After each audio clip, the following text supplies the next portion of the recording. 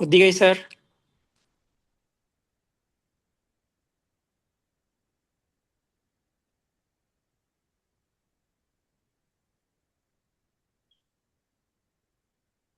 ஒத்திகை சார்.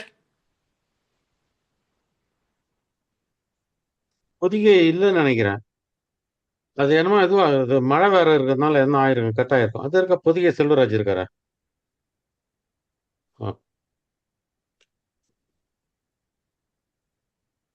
இருக்காரு. இதுக்காரு வரட்டும் வரட்டும்.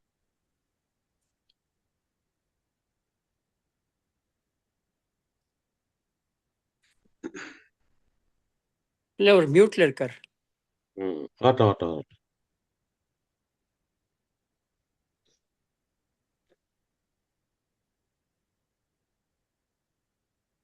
யார் ரியல்மி நார்சோ?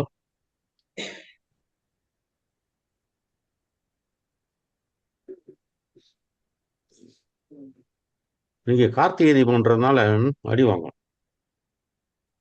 குளிர் ஓவரா குளிர். பெண்கள் வர்றது கஷ்டம். இந்தமா உலகம்மா இங்க இருக்காங்களா? அப்ப ரியல்மி அனைவருக்கும் வணக்கம். இந்த வந்துட்டார், இவர் காவுக்கு வந்துட்டார். நிகழ்ச்சியினுடைய முதல் அங்கமாக இப்பொழுது தமிழ்தாய் பாடல் ஒன்றை பாடி துவக்கி வைக்குமாறு கவிஞர் ரமணி பாலசாமி அம்மா அவர்களை பணிவோடு கேட்டுக்கொள்கிறேன். அனைவருக்கும் வணக்கம். ஐயா கேஜிஆர் சாருக்கு முதல்ல வாழ்த்து சொல்லிக்கிறேன். 900 நூலுக்கு முதல் பரிசு கிடைச்சிருக்கு. எவ்வளவு நூல்களுக்கு நடுவுல பிரைஸ் கிடைக்கும். சும்மாவா? ரொம்ப வாழ்த்துக்கள் வாழ்த்துக்கள் ஐயா. மகிழ்ச்சிமா. நீங்களும் அந்த நூல் வாங்கியிருக்கீங்க அன்னைக்கு. ரொம்ப மகிழ்ச்சி. பாடுங்க. தமிழ் வாழ்த்து. தமிழுக்கும் அமுதென்று பேர், அந்த தமிழ் என்ப தமிழ் எங்கள் உயிருக்கு நீர், உயிருக்கு நீர். தமிழுக்கும் அமுதென்று பேர், தமிழுக்கு நிலவென்று எங்கள் சமூகத்தின் விளைவுக்கு நீர். தமிழுக்கு மனம் என்று பேர், இன்ப தமிழ் எங்கள் வாழ்வுக்கு நிருமித்த ஊர். தமிழுக்கு மதுவென்று பேர், தமிழுக்கு மதுவென்று பேர். இன்ப தமிழ் எங்கள்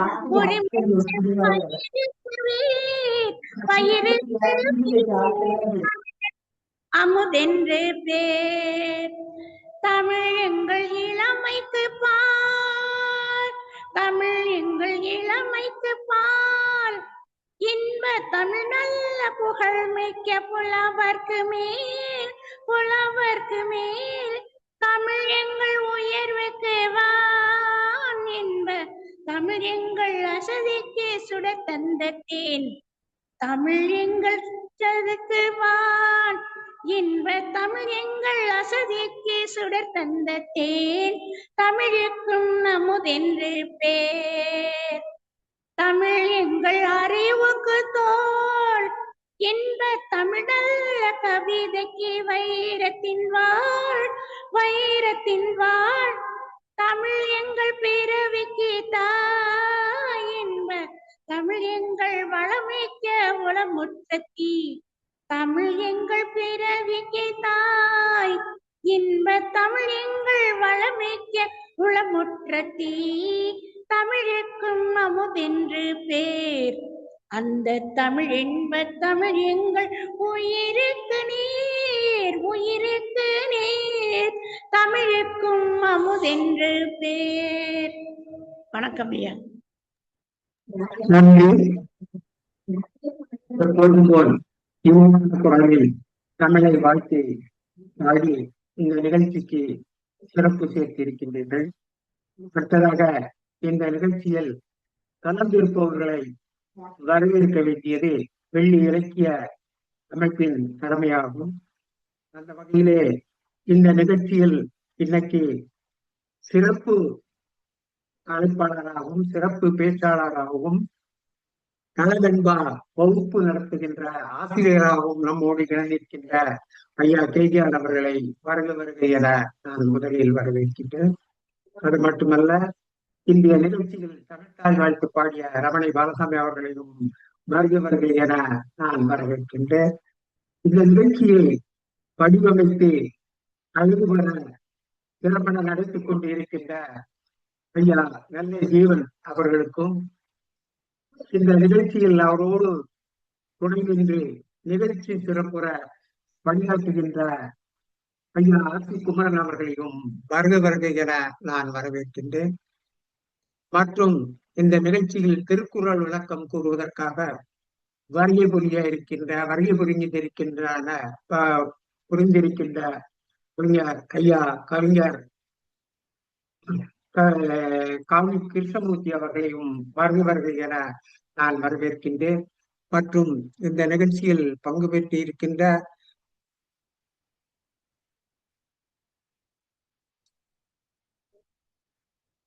ஐயா தர்மலிங்கம் அவர்களையும், ஐயா தங்கப்பாண்டியன் அவர்களையும், மற்றும் ராஜா ராமலிங்கம் அவர்களையும், சாம்சங் என்னும் இணைப்பில் இணைந்திருக்கின்ற அன்பரையும், உலகம்மாள் அவர்களையும், மற்றும் அனைவரையும் இன்னும் வருகை தந்திருக்கின்ற சான்றோர் பெருமக்கள் அனைவரையும் வருக என நான் வரவேற்கின்றேன். ஐயா பொன்வேல் மயில் அவர்கள் வருகை புரிந்திருக்கின்றார்கள்.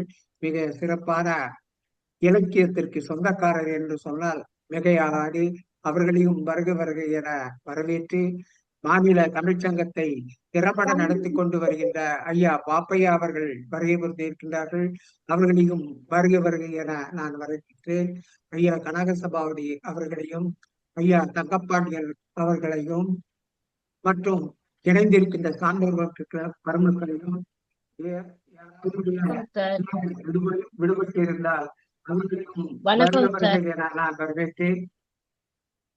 இன்னும் வருகை புரியவிருக்கின்ற சான்றோர் பெருமக்களையும் முதலிலேயே வருக என நான் வரவேற்றேன். இப்பொழுது நிகழ்ச்சியின் தொடக்கமாக எப்பொழுதும் போல் திருக்குறள் விளக்கத்தை கூறுவதற்காக ஐயா கிருஷ்ணமூர்த்தி அவர்களை நான் அன்போடு அழைக்கின்றேன். அவர்களை பற்றி உங்களுக்கு அவர் நமக்கு தெரியாதவரல்ல, அறியாதவர் அல்ல. அவருடைய திறமையும், அவருடைய புலமையும், அவருடைய அறிவையும் பற்றி நாம் எல்லோரும் அதிகமாகவே அறிந்து வைத்திருக்கின்றோம். ஐயா புதிய ஐயா, ஒரு நிமிஷம்.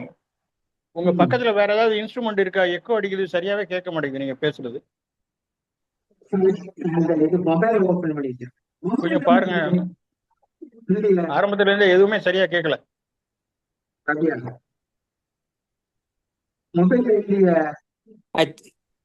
Nellai sir, can you hear me? Yes. Sir, a problem is in my phone.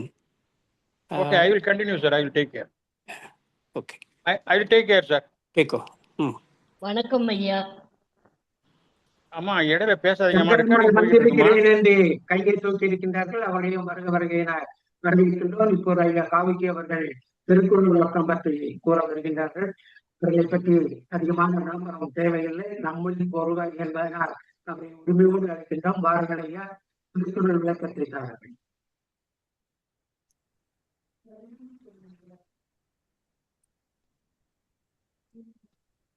ஐயா காவிக்கு.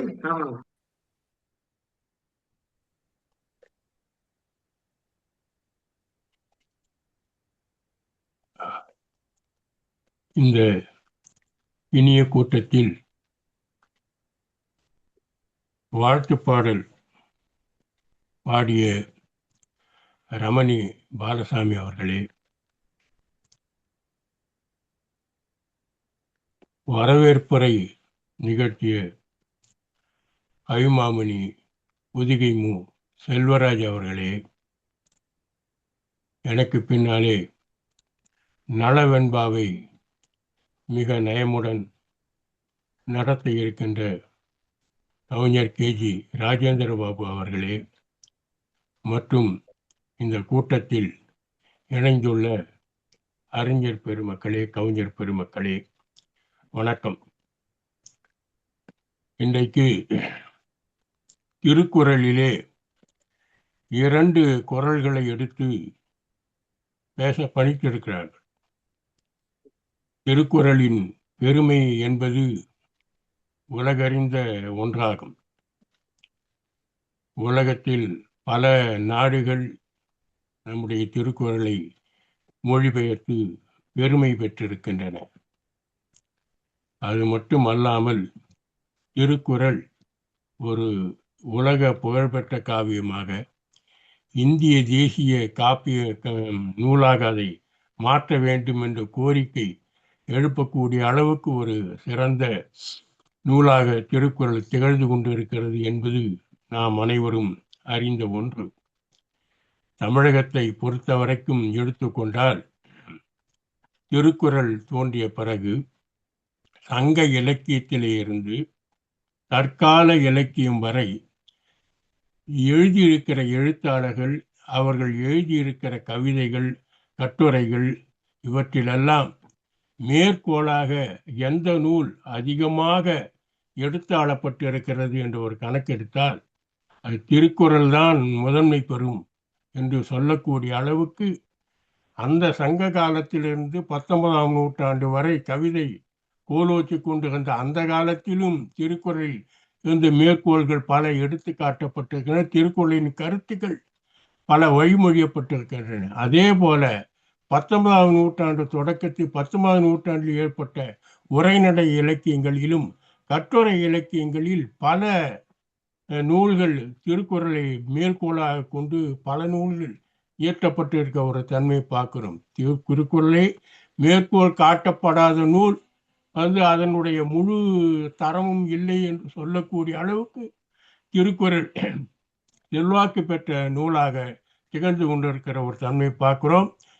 எந்தெந்த நூல்கள் சங்க காலத்திலிருந்து எடுத்து கையாளப்பட்டிருக்கின்றன என்பதை பற்றி சொல்லின் செல்வர் ராபி சேதுப்பிள்ளை அவர்கள் வழி வழி வள்ளுவர் என்கிற நூலே எழுதி பரப்புகின்ற அளவுக்கு திருக்குறள் பெருமை பெற்றிருக்கிறது. அது மட்டுமல்லாமல் பல நாடுகளிலே அந்த நூல் பரப்பப்பட்டிருக்கிறது. இன்னும் சொல்லப்போனால் சோவியத் யூனியனிலே உலகத்தில் என்றேனும் ஊறு நேருமானால், உலகம் அழிந்து விடுமானால் பின்னாலே வருகிற உயிர்கள் அதை படிக்க வேண்டும் என்பதற்காக ஆழ குழி தோண்டி புதைக்கப்பட்ட சில தேர்ந்தெடுத்த நூல்களிலே திருக்குறளும் ஒன்று என்பதை அறிய நமக்கு பெருமையாக இருக்கிறது. அத்தகைய பெருமை படைத்த திருக்குறளிலே 2 குறள்களை பற்றி எனக்கு முன்னேயும் பல பேர் பேசி இருக்கிறார்கள். அதில் இன்னைக்கு நான் எடுத்து பேச போகிற 2 குறள் ஊழை பற்றியது. அதில் ஒன்று ஊழில் பெருவழி யாவுல, மற்றொன்று சூழினும் தான் முந்தூரும். இன்னொன்று ஊழையும் உப்பக்கம் காண்பர். ஊழையும் உப்பக்கம் காண்பர் உழைவின்றி தாழாது உயற்றுபவர். இந்த 2 குறள்களையும் படிக்கும்போது முதல்ல ஒன்று சொல்றாரு, ஊழில் பெருவழி யாவுல, மற்றொன்று சூழினும் தான் முந்துரும் அப்படின்னு சொல்லிட்டாரு. அதுக்கப்புறம் ஆழ்வினை உடைமை என்ற அதிகாரத்தில் என்ன சொல்றாரு, ஊழையும் உப்பக்கம் காண்பர் உழைவின்றி தாழாது உயற்றுபவர் என்று இதை படிக்கும்போது, மேலோட்டமாக படிக்கும்போது நமக்கு ஒரு ஐயம் தோன்றும். என்ன முதல்ல ஒன்று சொல்றாரு, அதற்கு பிறகு அதுக்கு முரண்பாடாக இன்னொன்று சொல்லுகிறாரே என்று கூட என்ன தோன்றும். ஆனால் கொஞ்சம் ஆழ்ந்து யோசித்து பார்த்தால் அதனுடைய உண்மை விளங்கும். ஏன்னா ஊழ் என்று சொன்னாலே அது தீவினை தான் என்கிற எண்ணம் பரவலாக இருக்கிறது. ஆனால் ஊழ் என்று சொல்லும்போது ஆகூழ் என்றும் போகூழ் என்றும் வள்ளுவரை 2ஆக பிரித்து அதை ஊழ் என்ற அதிகாரத்திலே சொல்லி இருக்கிறார். ஆகூழ் என்று வரும்போது உனக்கு நன்மையே நடக்கும், போகூழ் வரும்போது நீ என்னதான் முயன்றாலும் அது நிறைவேறாது, தெய்வத்தான் ஆகாது என்று சொல்லி முடிக்கிறார். இது மாதிரி ஆகூழுக்கும் போகூழுக்கும் இருக்கிற வித்தியாசத்தை நாம் நன்றாக தெரிந்து கொண்டோமானால் அப்பொழுது இதில் முரண்பாடு காண முடியாது, உடன்பாடைத்தான் நாம் காண முடியும். அந்த அளவுக்கு அந்த ஊழ் என்ற அதிகாரத்திலும் சரி, ஆழ்வினை உடைமை என்ற அதிகாரத்திலும் 2 குறள்கள். முதல்ல ஊழில் பெருவழி யாவுல, மற்றொன்று சூழினும் தான் முந்துரும் ஊழை காட்டிலும் ஊழ் என்று இங்கே சொல்லப்படுவது நாம் முன் செய்த வினைகள், அது நல்வினையாக இருக்கிறது, தீவினையாக இருந்து எதுவாக இருந்தாலும் அந்த வினையின் பயனைத்தான் இந்த பிறவிலே நாம் அனுபவிக்கிறோம் என்பது விதியின் மீதெல்லாம் நம்பிக்கை உள்ள வள்ளுவரின் கருத்து. அந்த வகையில் பார்க்கும்போது அதை சைவ சித்தாந்தத்தெல்லாம் என்ன சொல்லுவாங்க, பிரார்த்தம், சஞ்சிதம், ஆகாமியம் என்றெல்லாம் சொல்லுவார்கள். இங்கே பழவினை என்று நாம் எடுத்துக்கொள்ளலாம். பழவினை தான் வலிமையானது. அந்த பழவினையை வெல்லுவதற்கு யாராலும் முடியாது. ஊழில் பெருவழி யாவுல, எதுவும் கிடையாது என்று சொல்லிவிட்டு, மற்றொன்று சூழினும், நல்லது போல நடக்கிறது போல தெரிந்தாலும் முடிவிலே இந்த ஊழ்தான் வந்து நின்று அதை தடுக்கும்.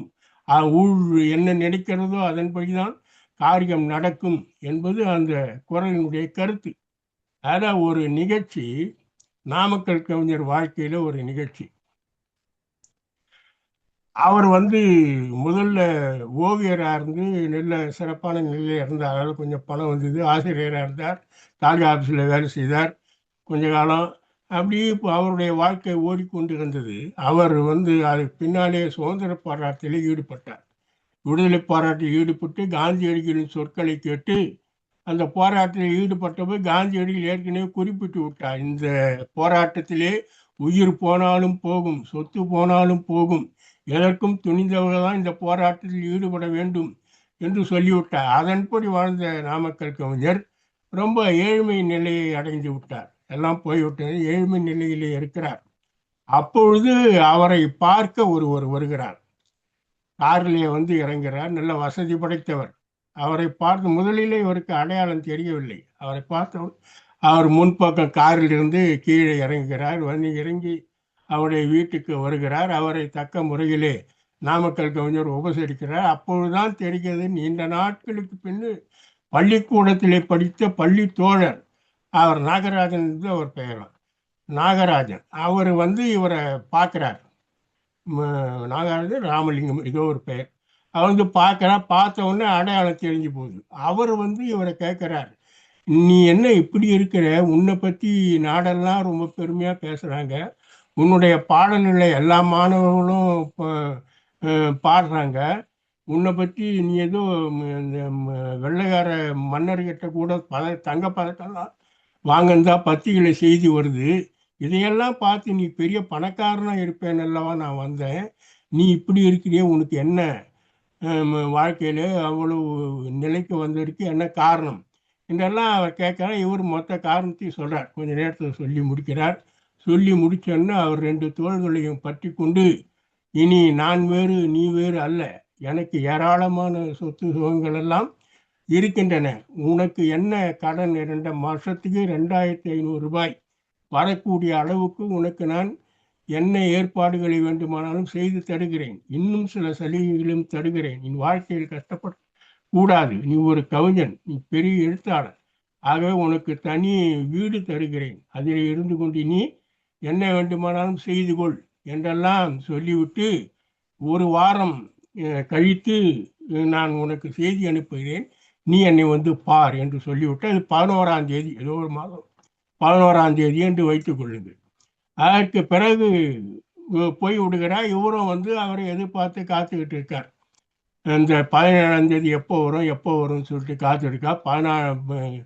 12 ஆச்சு, 13 ஆச்சு, 14, 15, 16 ஆச்சு, 17 ஆச்சு, ஒன்றும் தகவல் எதுவும் வரல, எந்த தப்பாலும் வரல.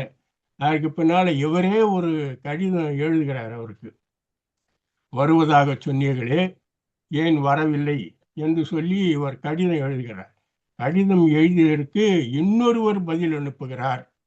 என்ன வருகிறது என்று சொன்னால், நீங்கள் கேட்ட அந்த நபர் 17ஆம் தேதி காலமாகிவிட்டார், மாரடைப்பால் காலமாகிவிட்டார் என்று செய்தி வருகிறது. மற்றொன்று சூழினும் ஊழில் பெருவழி யாவுல, மற்றொன்று சூழினும் தான் முந்தூரும். ஐயா, மற்றொன்று சூழ்ந்தது, நாகராஜன் வடிவமாக வந்து உனக்கு இவ்வளவு சலுகைகளை நான் செய்து தருகிறேன் என்று உறுதியளித்து அவருடைய வறுமையே போக்குகின்ற அளவுக்கு, அது மட்டுமல்லாமல் சொல்லவும் சேருகின்ற வழிகளெல்லாம் சொல்லிவிட்டு போன அந்த மனிதன், மற்றொன்று சூழினும் ஊழ் தான் முந்துரும் என்பது முந்தி அவர் இறந்துவிட இவர் மீண்டும் அந்த பழைய நிலைக்கே வந்து விட்டார். என்னதான் இருந்தாலும் அந்த விதிதான் வெல்லும், வகுத்தான் வகுத்த வகையெல்லாம் கோடி தொகுத்தாலும் தூய்த்தல் அரிது என்கிற அந்த நெறிப்படி அவருடைய வாழ்க்கை நாமக்கல் கவிஞர் தன்னுடைய என் கதை என்ற நூலிலே இந்த செய்தி குறிப்பிட்டிருக்கிறார். அந்த அளவுக்கு ஊழின் வலி எவ்வளவு மிகுந்தது என்பதனை இந்த நிகழ்ச்சி நமக்கு எடுத்துக்காட்டு. நம்முடைய வாழ்க்கையிலும் பல நிகழ்ச்சிகளை அனுபவபூர்வமாகவே கண்டிருப்போம். அந்த வகையில பார்க்கும்போது ஊழில் பெருவழி யாவுல மற்றொன்று சூழினும் தான் முந்துரும் என்கிற அந்த நிகழ்ச்சி இந்த நிகழ்ச்சி அந்த குரலை நினைவுபடுத்துகிறது. அடுத்தது ஊழையும் உப்பக்கம் காண்பர் உழையாது உழைவின்றி தாழாது ஊஞ்சற்றுபவர் என்பது இன்னொரு குரல். இந்த குரலுக்கும் ஒரு செய்தி, நாமக்கல் கவிஞர் வாழ்க்கையிலே ஒரு செய்தி உண்டு. அவரே நினைச்சாலும் அதை தடுக்க முடியாத அளவுக்கு மிகப்பெரிய நிகழ்ச்சிகள் எல்லாம் நடந்திருக்கு. இதுக்கு முன்ன இந்த ஊழில் பெருவழி யாவலன்றது இன்னொரு நிகழ்ச்சி, ஒரு அருமையான நிகழ்ச்சி. மகாபாரதத்தில் 100 பேர்ல எல்லாரும் மாண்டு விடுகிறார்கள். துரியோதனை மட்டும் மிஞ்சினான். துரியோதனை மட்டும் மிஞ்சின உடனே அவனுடைய தாய் காந்தாரி அவனை கூப்பிட்டு, நீ கொஞ்ச நேரத்துக்கு பிறகு பிறந்த மேனியோடு என் முன்னே வந்து நில் என்கிறார். பிறந்த மேனியோடு என் முன்னே வந்து நில் என்கிறார். அந்த நேரத்தில் துரியோதனை வெளியில ஆடைகளை கழிந்து விட்டு பிறந்த மேனியோடு போகிறான். அப்ப கண்ணன் பார்த்துடுறான் அவனை.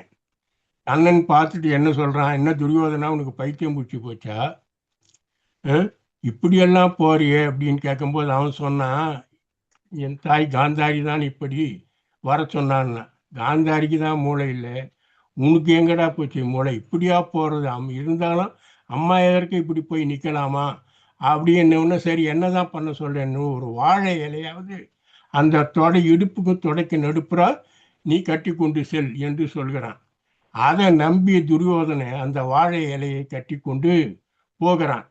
போன உடனே காந்தாரி அப்பொழுதே முகம் சுளிக்கிறாள். ஆனால் அவனை பார்த்து தன்னுடைய கற்பின் முழு ஆற்றலையும் அவன் உடலிலே செலுத்தி அவனுடைய உடலை ஒரு எஃகு போல வஜ்ரம் போல ஆக்கி விடுகிறாள். எந்த பாகத்தை, அந்த தொடை பாகத்தை தவிர மற்ற பாகங்களை எந்த எஃகு போல ஆக்கி விடுகிறார். அவருடைய நோக்கம் இந்த ஒரு மகனாவது தப்பி பிழைக்க வேண்டும், நம்முடைய கற்பின் ஆற்றல் முழுவதும் இவன் மீது செலுத்தி இவனை வலிமை பொருந்தியவனாக ஆக்க வேண்டியது காந்தாரியின் நோக்கம். ஆனால் கண்ணன் அதை தெரிந்து கொண்டு ஊழ்வினை கண்ணன் வடிவாக என்ன சொல்கிறது, நீ வாழை இலையாவது சுட்டி கொண்டு போ என்று சொல்கிறது. அப்படி சுட்டி கொண்டு போனதன் விளைவு பின்னாலே பீமனுக்கும் துரியோதனுக்கும் நடந்த யுத்தத்திலே பீமன் அந்த தொடையை பார்த்துத்தான் கதாயத்தை அடித்து துரியோதனை கதையை முடிக்கிறான்.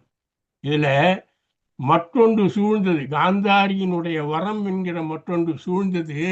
ஆனால் கண்ணன் சூழ்ச்சி என்கிற ஊழில் அங்கே முந்தி நின்று துரியோதனுடைய அந்த நிலையை தடுத்தது என்கிற இந்த நிகழ்ச்சியும் ஊழில் பெருவழி ஆவல என்பதற்கு சான்றான நிகழ்ச்சி.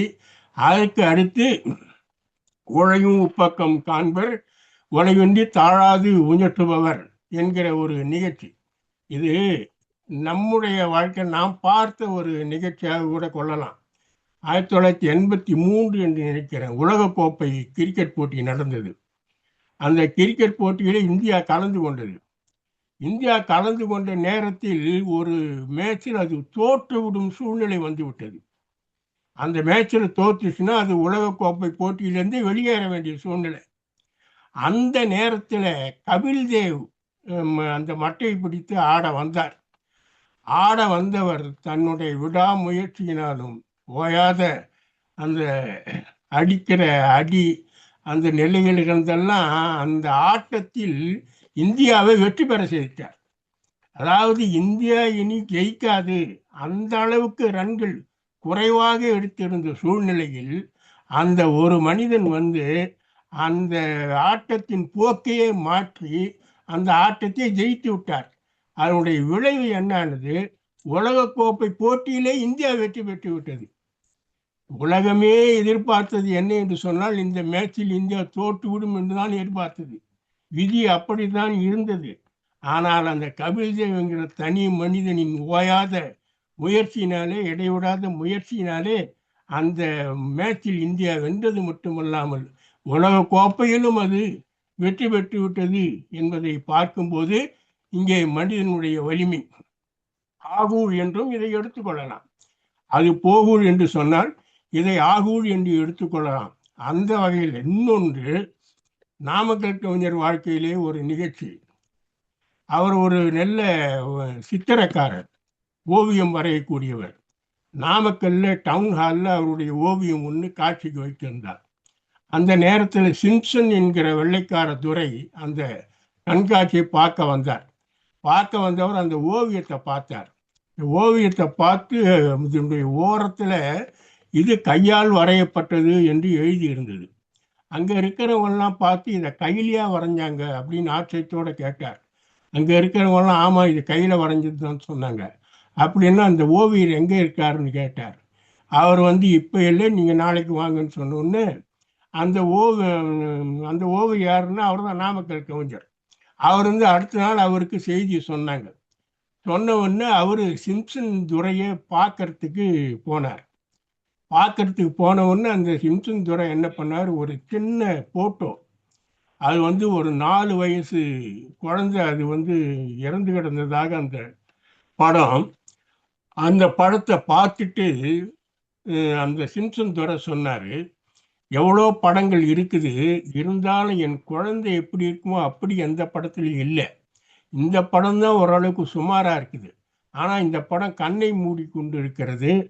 நீங்கள் அந்த ஓவியத்தை பார்த்து, நீங்கள் வரைஞ்ச ஓவியத்தை ரொம்ப சிறப்பாக இருந்தது. இதை செய்யக்கூடிய திறமை உங்களுக்குத்தான் இருக்கிறது என்ற நம்பிக்கை எனக்கு இருக்கிறது. ஆகையினால் எங்களிடம் இந்த பணியை ஒப்படைக்கிறேன், நீங்கள் செய்வீர்களா? இந்த கண்ணை திறந்து என் குழந்தை எப்படி இருக்குமோ அதே மாதிரி எனக்கு நீங்கள் செய்து தர வேண்டும், முடியுமா என்று கேட்டார். நாமக்கல் கவிஞர் அதை ஒப்புக்கொண்டார். ஒப்புக்கொண்டு பல நாள் முயற்சி செய்து அதே மாதிரி அந்த ஓவியத்தை அவர் வரைந்து காட்டினார். காட்டின உடனே அந்த சிம்சன் துரை அந்த படத்தை பார்த்துட்டு கொஞ்ச நேரம் அந்த படத்தையே பார்த்துருந்தாராம். இப்படி ஒரு 15 நிமிஷம் கிட்ட போய் பார்க்கறது, தூரம் பார்க்கறது, பக்கவாட்டில் பார்க்கறது, இந்த பக்கம் பார்க்கறது, அந்த பக்கம் பார்க்கறது என்று ஒரு 15 நிமிடம் பார்த்து விட்டு, இந்த முயற்சியிலே நீங்கள் வெற்றி பெற்று விட்டீர்கள் நாமக்கல் கவிஞர்கிட்ட சொன்னாராம். அந்த படத்தை வரைகிறதுக்காக அவருக்கு பேசப்பட்ட தொகை 50 ரூபாய். அந்த காலத்தில் 50 ரூபான்றது பெரிய தொகையாம். ஏன்னா அவர் தாலுகா ஆஃபீஸில் வேலை செய்யும்போது மாதம் 15 ரூபாய் சம்பளமா, பள்ளிக்கூடத்தில் வேலை செய்யும்போது மாதம் 15 ரூபாய் சம்பளமா. இதை வச்சு பார்க்கும்போது அந்த 50 ரூபான்றது எவ்வளோ பெரிய தொகை பாருங்க. அவர் பெரிய தொகையாக இருக்கவே சரின்னு ஒப்புக்கினாரு, ஓவியத்தை வரைஞ்சிட்டார். இப்போ நான் பேசின தொகையை உங்களுக்கு கொடுக்க வேண்டும் அப்படின்னு சொல்லிட்டு ஒரு பெரிய மணி பர்ஸை திறந்து அந்த ஐயா மன்னிக்கணும், ஒரு நிமிடம். ஒரு நிமிடம். சரி, முடிஞ்சிடுது. எடுத்து என்ன பண்ணாரு, ஒரு கத்த பணத்தை எடுத்து அவர்கிட்ட கொடுத்துட்டாராம். கொடுத்துட்டவுடனே அதை வாங்கினார். அதை வாங்கி அவருக்கு அவசரம் அங்கேயே பார்க்கணும். அங்கேயே எண்ணி பார்க்குறாரு. முதல்ல 10 ரூபாய் இருக்குதா, அப்புறம் 100 ரூபாய் இருக்குதா, 5 ரூபாய் இருக்குதா, ஆக மொத்தம் 675 ரூபாய் அந்த கட்டில் இருந்துதான். அப்போ 675 ரூபான்றது மாதம் 15 ரூபா சம்பள காலத்தில் 3 வருஷம் சம்பளம் மாதிரி. அது 675 ரூபாய். அந்த 675 ரூபாய் பார்த்துட்டு நீங்கள் ரொம்ப தொகை எனக்கு கொடுத்துருக்கிறீங்க, இவ்வளோ தொகையை பேசலையே, 50 ரூபா தானே பேசுங்க அப்படின்னு. சரி அப்படின்னு பார்த்தா அவருக்கு ரொம்ப ஆச்சரியமாகி கலகலன்னு சிரிக்க ஆரம்பிச்சிட்டாராம். ஏன்னா அந்த தொகை இன்னொருத்தருக்காக கொடுக்கறதுக்காக அவர் வச்சிருந்தாராம். இவருக்காக வச்சிருந்தது இன்னொரு தொகை. அது தெரியாமல் இதை எடுத்து இவர்கிட்ட கொடுத்துட்டார். கொடுத்துட்ட உடனே நாமக்கல் சொன்னாராம், இருந்தாலும் சரிங்க, நீங்கள் 50 ரூபாய் எடுத்துக்கிற, மிச்சம் நீங்கள் வச்சுங்க அப்படின்னும்போது அவர் ஒத்துக்கலையாம். இல்லை இல்லை, உங்கள் அதிர்ஷ்டம் இன்னைக்கு இந்த ரூபாய் அனுபவிக்கணும்னு இருக்குது, எனக்கு பணம் முக்கியம் இல்லை, என் குழந்தை தான் முக்கியம், அதை ரொம்ப சிறப்பாக நீங்கள் செய்யிட்டீங்க, அதனால இந்த பணத்தை நீங்க தான் வச்சுக்கணும்னு அவர் மேல திணிச்சாராம். அதாவது ஆகூர் வரும்போது இவரே வானான்னாலும் அந்த பணம் இவர் மீது திணிக்கப்படுகிறது. ஓவர் வரும்போது இவரே எதிர்பார்த்திருந்த நேரத்திலும் அந்த பணம் அவருக்கு கிடைக்காமல் போய்விட்டது. அதுதான் ஊழில் பெருவழி யாவுல, மற்றொன்று சூழினும் தான் முந்துரும் என்பது அது. இன்னொன்று ஊழையும் உப்பக்கம் காண்பர் உழைவின்றி தாழாது உயற்றுபவர் என்ற இந்த 2 குறள்களும் சொன்ன நிகழ்ச்சிகளும் வைத்து பார்க்கும்போது குழப்பமாக இல்லை, தெளிவாகத்தான் இருக்கிறது. பாதையெல்லாம் மாறி வரும் பயணம், எங்கே வாழ்க்கை தொடங்கும், அது எங்கே எவ்விதம் முடியும், இதுதான் பாதை இதுதான் பயணம் என்பது யாருக்கும் தெரியாது. பாதையெல்லாம் மாறி வரும் பயணம் முடிந்துவிடும், மாறுவதை புரிந்து கொண்டால் மயக்கம் தெளிந்துவிடும். இப்படி ஆகூர் போகூர் என்று மாறி மாறி வாழ்க்கையிலே வரும் என்பதை புரிந்து கொண்டால் மயக்கம் தெளிந்துவிடும். இது கண்ணதாசன் சொன்னது. இது இந்த 2 பாட்டுக்கும் பொருத்தமாக இருக்கிறது என்று கூறி என் உரையை நிறைவு செய்கிறேன். நன்றி, வணக்கம். நன்றி ஐயா. மிகவும் அருமையான குரல் விளக்கம் தந்துள்ளீர்கள். 2 குறள்களை சொன்னீர்கள். ஊழ் என்னும் இயலிலிருந்து ஒரு குறளை சொன்னீர்கள். வள்ளுவரே ஊழுக்கு ஒரே ஒரு இயலைத்தான் கொடுத்திருக்கின்றார், ஒரே ஒரு அதிகாரத்தைத்தான் கொடுத்திருக்கின்றார் என்பதை எண்ணுகின்ற பொழுது ஊழை அதிகமாக யாரும் பயன்படுத்தி விடக்கூடாது என்பதிலே வள்ளுவர் இந்த காலத்திலேயே மிக தீட்சண்யமாக இருந்திருக்கின்றார், உறுதியாக இருந்திருக்கின்றார் என்பதைத்தான் கூற தோன்றுகின்றது. ஆகையினால் ஊழை கடந்து அதை வென்று செல்வதற்கு பல அதிகாரங்களில் பல திருக்குறள்களை ஐயா படித்திருக்கிறார்கள் என்பதைத்தான் தாங்கள் மிக தெளிவாகவும் விரிவாகவும் கூறுகின்றீர்கள். ஊழையும் உப்பக்கம் காண்பர் என்று சொல்வதிலிருந்து ஊழையும் வெல்ல முடியும் என்பதை நீங்கள் எடுத்து காட்டினீர்கள். ஊழ்தான் வென்றது என்று நினைத்தால் அது ஊழுக்கு வெற்றி, ஊழையும் வெல்வோம் என்று நினைத்தால் அது மனிதனுக்கு வெற்றி என்பதை எல்லாம் எடுத்துக்காட்டி எப்போது போல் ஒரு அருமையான திரைப்பட பாடலையும் எடுத்து கூறி தங்களுடைய உரையை முடித்திருக்கின்றீர்கள். நன்றி ஐயா. அடுத்ததாக நலவெண்பா பற்றி நம்முடைய நலவெண்பா வெண்ணிலா வேந்தர் எழுதிய ஒரு பாடல் இப்பொழுது ஹைதராபாத் ரவிசங்கர் அவர்களால் இசையமைக்கப்பட்டு அவருடைய குரலில் பாடப்பட்ட பாடல் இப்பொழுது இந்த நாள வெண்பா விளக்க தெளிவுரை மேடைக்காக ஒளிபரப்பப்படுகின்றது. நான் நினைக்கின்றேன் இது கேஜிஆர் அவர்களின் முதல் இசைப்பாடலாக இருக்குமோ என்று. அப்படி இருந்தால் நாம் அவர்களை அனைவரும் வாழ்த்துவோம். இன்னும் பல பாடல்களை எழுத சொல்லி வேண்டுவோம், தூண்டுவோம் என்று கூறி நெல்லை தீபன் அவர்களை பாடலை ஒளிபரப்பும்படி அன்போடு வேண்டிக் கொள்கிறேன்.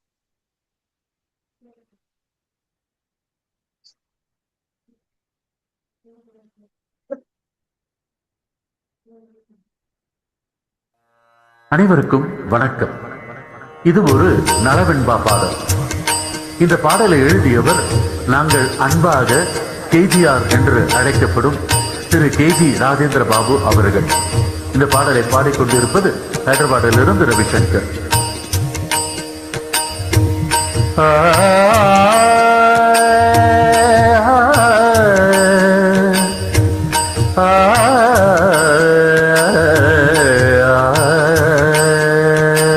நளவேந்தன் வரலாறு நளவெண்பானூறு, நளவேந்தன் வரலாறு நளவெண்பானூறு,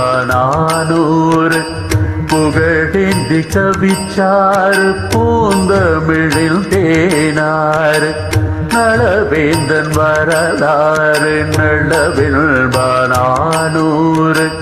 புகழேந்தி கவிச்சாறு பூந்தமிழில் தேனாறு, அன்னத்தின் மொழி கேட்டு அகமகிழ்ந்தான் நலன்மூந்தி, அன்னத்தின் மொழி கேட்டு அகமகிழ்ந்தான் நலன்மூந்தி, மன்னவனெழில் கேட்டு மையலுற்றார் தமயந்தி, அன்னத்தின் மொழி கேட்டு அகமகிழ்ந்தான் நலன்மூந்தி, மன்னவனெழில் கேட்டு மையலுற்றார் தமயந்தி.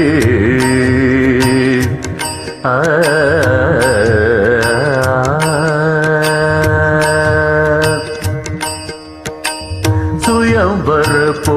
போட்டியிலே வென்று விட்டான் பெண்ணரசை. சுயம்வர போட்டியிலே வென்று விட்டான் பெண்ணரசை. சூதாட்ட போட்டியிலே தோற்றுவிட்டான் மன்னரசை. சுயம்வர போட்டியிலே வென்று விட்டான் பெண்ணரசை. சூதாட்ட போட்டியிலே தோற்றுவிட்டான் மன்னரசை. நிடத நாட்டு வாழ்க்கையிலே தனிபந்து மையிட்டான். நிடத நாட்டு வாழ்க்கையிலே தனிபந்து மையிட்டான். உடனிருந்த மனையாளை கானகத்தில் கைவிட்டான். உடனிருந்த மனையாளை கானகத்தில் கைவிட்டான்.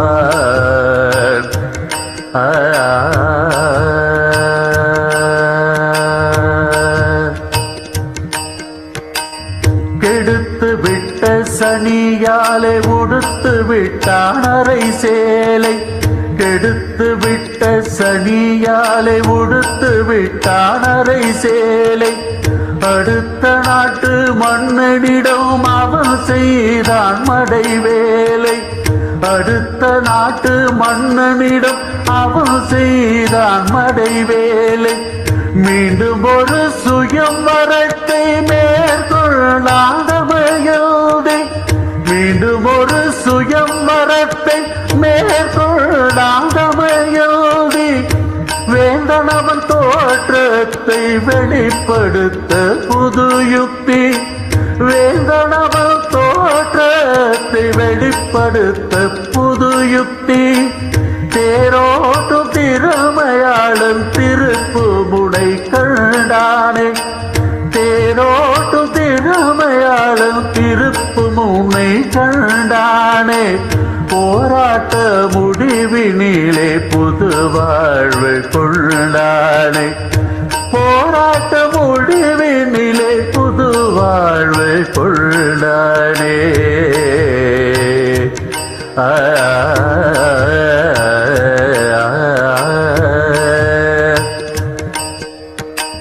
நளவேந்தன் வரலாறு நளவில் வானானூறு. நளவேந்தன் வரலாறு நளவில் வானானூறு. புகழேந்தி கவிச்சாறு பூந்தமிழில் தேனாறு. புகழேந்தி கவிச்சாறு பூந்தமிழில் தேனாறு. நளவேந்தன் வரலாறு நளவில் வானானூறு.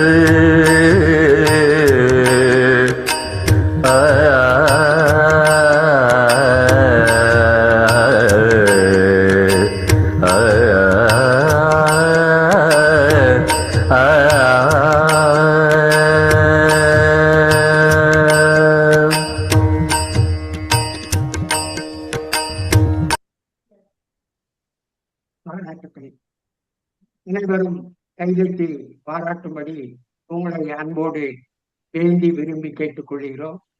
நலமென்பா நலவேந்தன் வரலாறு நலமென்பா நானூறு என்னும் பாடல் மிக சிறப்பாக எழுதப்பட்டிருக்கின்றது. அந்த வரிகளை எல்லாம் கதையோடு பொருந்தி அந்த கதையை ஆரம்பத்திலிருந்து முடிவு வரை சொல்வதாக அமைக்கப்பட்டிருக்கின்றது என்பதுதான் இந்த பாடலின் சிறப்பு. நனவென்ப வரலாற்றை தெரிந்து கொள்ள அறிந்து கொள்ள வேண்டுமென்றால் இந்த பாடலை படித்தால் போதும் முழு கதையையும் அறிந்து விடலாம் என்பது போல இந்த பாடல் வடிவமைக்கப்பட்டிருக்கின்றது. அந்த பாடல் வரிகளுக்கு அருமையான குரல் கொடுத்து அழகான ஒரு பின்னணி இசையும் அமைத்து கொடுத்த ஐயா ஹைதராபாத் ரவிச்சந்தர் அவர்களுக்கு இந்த வெள்ளி இலக்கிய மேடை நன்றி கடன்பட்டிருக்கின்றது என்பது நான் சொல்ல வேண்டும். அவர்களுக்கும் வாழ்த்து. அருமையான பாடலை வழங்கிய அவர்களுக்கு இந்த நிகழ்ச்சியில் இது போன்ற பாடல்களை நாம் கேட்கின்ற பொழுது நலமென்பாவே நாம் அறிந்து கொள்வது போல இருக்கின்றது என்பதை கூறுகின்ற பொழுது இன்னும் நலமென்பா விளக்க உரையை பற்றி கூறுகின்ற கேஜி அவர்கள் கூறுகின்ற பொழுது இன்னும் விளக்கமாக அந்த கதையை தெளிவாகவும் விரிவாகவும் புரிந்து கொள்ள முடியும் என்பதனால் இந்த பாடலுக்கு நாம் முக்கியத்துவம் கொடுத்திருக்கின்ற இந்த பாடலை ஒவ்வொரு இது நிகழ்ச்சியின் ஆரம்பத்திலும் தொடங்கலாம், இல்லை இதை ஒலிபரப்பலாம் என்று கூறி அடுத்ததாக நம்முடைய இந்த நிகழ்ச்சியின் கதாநாயகன் கேஜிஆர் அவர்கள் இப்போது நம்மோடு இணையவிருக்கின்றார்கள். நலமென்பாவின் அடுத்த தொடரை பற்றி, அடுத்த படலத்தை பற்றி நம்மோடு பேசவிருக்கின்றார்கள். இன்று என்ன நடக்கப் போகின்றது, அலி வென்றவன் இப்பொழுது என்ன செய்து கொண்டு இருக்கின்றான் என்பதை பற்றியெல்லாம் ஐயா என்று கூறவிருக்கின்றார்கள். அவர்களை வருக என்று கூறி அவையை அவர்களிடம் ஒப்படைக்கும் முன் இடையில் இழந்திருக்கின்ற பானுமதி கிருஷ்ணகுமார் அவர்களையும் ஐயா நிக்கராஜ் அவர்களையும் வருக வருக என நான் வரவேற்கின்றேன். வாருங்கள் ஐயா கேஜிஆர் அவர்களே, தன்னுடைய விளக்க வருகிறார்கள். ஆரம்பிக்கலாமா? ஆரம்பிக்கலாம். ஓகே, மகிழ்ச்சி. வெள்ளி இலக்கிய மேடை 165வது நிகழ்ச்சிக்கு தமிழ் வாழ்த்து பாடிய கவிஞர் ரமணி பாலசாமி அம்மையார் அவர்களுக்கும், இங்கே மிக சிறப்பாக நெறியாள்கை நிகழ்த்தி கொண்டிருக்கின்ற கவிமாமணி பொதிகை செல்வராஜன் அவர்களுக்கும், திருக்குறளை மிக விரிவாக பல எடுத்துக்காட்டுகளோடு இங்கே எடுத்துரைத்த கவியருவி காவு கிருஷ்ணமூர்த்தி அவர்களுக்கும், தொழில்நுட்பத்தை மிக சிறப்பாக நடாத்தி கொண்டிருக்கின்ற கவிஞர் நெல்லை தீபன் அவர்களுக்கும், இலக்கிய ஆர்வலர் ஆர்.சி. குமரன் அவர்களுக்கும், இங்கே வருகை தந்திருக்கின்ற அனைத்து இலக்கிய அன்பர்களுக்கும் என்னுடைய அன்பையும் வணக்கத்தையும் நான் தெரிவித்துக் கொள்கின்றேன். கவியருவி காவு கிருஷ்ணமூர்த்தி அவர்கள் 2 திருக்குறள்களை எடுத்து வைத்துக் கொண்டு நாமக்கல் கவிஞருடைய வாழ்க்கையில இருந்து 2 நிகழ்ச்சியும், கிரிக்கெட் போட்டியிலே நடைபெற்ற ஒரு நிகழ்ச்சியையும், மகாபாரதத்திலே இருந்து ஒரு நிகழ்ச்சியும் இங்கே அழகாக எடுத்து சொல்லியிருக்கிறார்கள். விதி என்பதே எப்பொழுதுமே விவாதத்துக்குரிய ஒன்றாகத்தான் அமைந்திருக்கின்றது. எந்த கவிஞனாக இருந்தாலும் அதை 2 சொல்லியிருக்கிறார்கள். விதியை நம்பி விழுந்து கிடக்க வீணரெல்லாம் மாறணும் என்று பாடிய பட்டுக்கோட்டை கூட தங்கப்பதுமைக்கு பாடுகின்ற பொழுது, விதி என்னும் குழந்தை கையில் விட்டுவிட்டால் பூமி என்று, விதி என்னும் குழந்தை கையில் இந்த பூமியை கொடுத்து விட்டால் என்று பாடியிருக்கிறார். இப்படி பல பேர் விதியை மாத்தி மாத்தி தான் பாடியிருக்கிறார்கள். ஆனால் திருவள்ளுவரை பொறுத்த வரையில் 2 திருக்குறளை 2 வேறு இடங்களிலே வைத்திருக்கிறார். ஊழையும் உப்பக்கம் காண்பர், உழைவிலாது தாழாது உழைற்றுபவர்க்கு என்ற திருக்குறளை பொருட்பாலிலும், ஊழினும் பெருவழியாவுல மற்றொன்று சூழினும் தான் முந்துரும் என்ற திருக்குறளை அறத்துப்பாலிலும் வைத்திருக்கிறார். அறத்துப்பாலிலே வைத்ததற்கு காரணம், அது தனி மனிதனுக்கு சொல்லக்கூடிய கருத்து. விதியை உன்னால் மீற முடியாது என்று. ஆனால் ஒரு அரசன் அப்படி சொல்லிவிட முடியாது.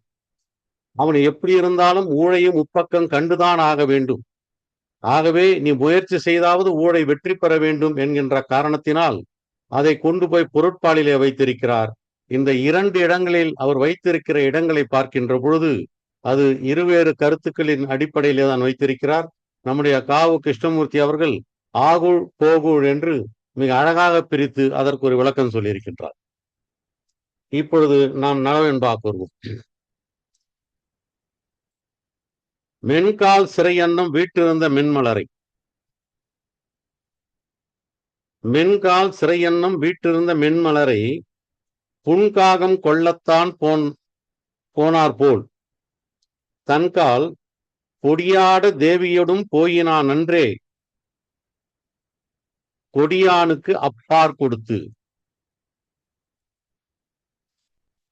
மென்கால் சிறையன்னும் வீட்டிருந்த மென்மலரை புன்காகம் கொள்ளத்தான் போனார் போல், இது ஓமை.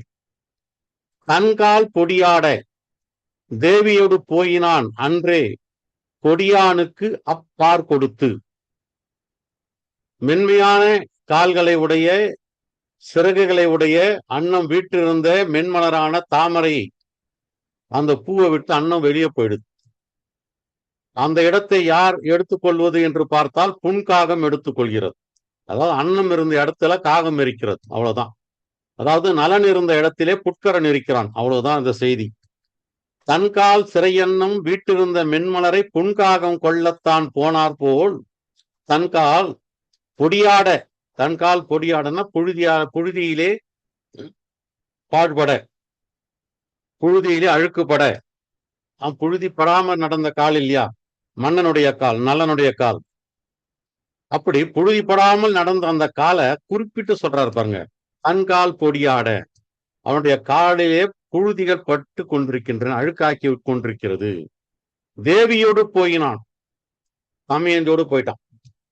ராமாயணத்திலேயாவது சீதையை விட்டுட்டு போறதுன்னா உன் பிரிவினும் சுடுமோ நெடுங்காடு சீதையை சொல்லி சீதை கூடவே போனான்.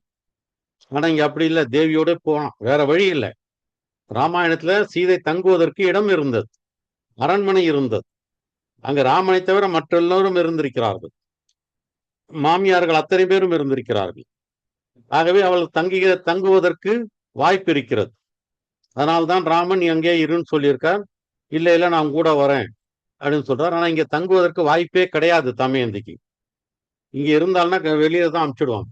ஆகவே தன்கால் பொடியாட தேவியோடு போயினான் அன்றே கொடியானுக்கு அப்பார் கொடுத்து, அந்த இடத்தை பார்னா அவனுடைய நிலம், அந்த கொடியவனுக்கு அந்த நிலத்தை கொடுத்து விட்டான். அதாவது நிடத நாட்டை கொடுத்து விட்டு தேவியோடு போய்விட்டான். இதற்கு என்ன ஊமை என்று சொன்னால், இந்த தாமரை மலரிலே அன்னம் அமர்ந்திருந்தது அல்லவா, அதை துரத்தி விட்டு காகம் உட்கார்ந்து கொண்டிருக்கிறது. மென்கால் சிறையன்னம் வீட்டிருந்த மென்மலரை புன்காகம் கொள்ளத்தான் போனார் போல் தன்கால் பொடியாட தேவியோடு போயினான் அன்றே கொடியானுக்கு அப்பார் கொடுத்து. கடப்பார் எவரே கடுவினையை, ரொம்ப பொருத்தமா தான் காவுக்கு சொல்லியிருக்கார். கடப்பார் ஊழை பத்தி அவர் பேசியிருக்காரு, இதுதான் சொல்றார். கடப்பார் எவரே கடுவினையை, இந்த ஊழை யார் கடந்து போக முடியும்? வீமன் மடப்பாவை தன்னுடனே மன்னன் நடப்பான் வனத்தை செலப்பணித்து மாயத்தார் சூழ்ந்தது அனைத்தே விதியின் வழி. கடப்பார் எவரே கடுவினையை, யாரால் ஊழை மீற முடியும்? ஊழையெல்லாம் மீறவே முடியாது. வீமன் மடப்பாவை தன்னுடனே, அதாவது தமயந்தியோடு, மன்னன் நடப்பான் வனத்தே செலப்பணித்து. மன்னன் எங்க போறான்? காட்டுக்கு போறான். ஏன் போகிறான்? புட்கரன் காட்டுக்கு போன்னு அனுப்பிச்சிடறான். எல்லாரும் காட்டுக்கு தான் அனுப்புறாங்க அந்த காலத்துல. நாடு கடத்துவது என்று சொன்னால் காட்டுக்கு போ. வனத்தே செலப்பணித்து, செல்ல பணித்து என்றது இந்த இடைக்குறைன்னுவாங்க. செல்ல அப்படிங்கிறதுதான் செல என்று இலக்கணத்துக்காக வந்திருக்கு. பணித்து, பணித்தல்னு சொன்னா கட்டளை இடுதல்னு. அண்ணா அடிக்கடி சொல்லக்கூடிய ஒரு வார்த்தை தான் பணித்தல் வார்த்தை, அடிக்கடி பயன்படுத்துவார். மாயத்தார் சூழ்ந்த, வஞ்சகத்தால் சூழ்ந்த, மாயம்னா வஞ்சகம், மாயத்தார் சூழ்ந்தது அத்தனையுமே இது வஞ்சகத்தால் சூழ்ந்தது. மாயம்னா மாயமந்திரம்னு அர்த்தம் கிடையாது, மாயம்னா வஞ்சகம். சூழ்ந்தது அனைத்தே விதியின் வழி, எல்லாமே விதியினுடைய வலிப்பா, இந்த விதியை மீற முடியவில்லை. கடப்பார் எவரே கடுவினையை, வீமன் மடப்பாவை தன்னுடனே மன்னன் நடப்பான் வனத்தே செலப்பணித்து மாயத்தார் சூழ்ந்தது அனைத்தே விதியின் வழி.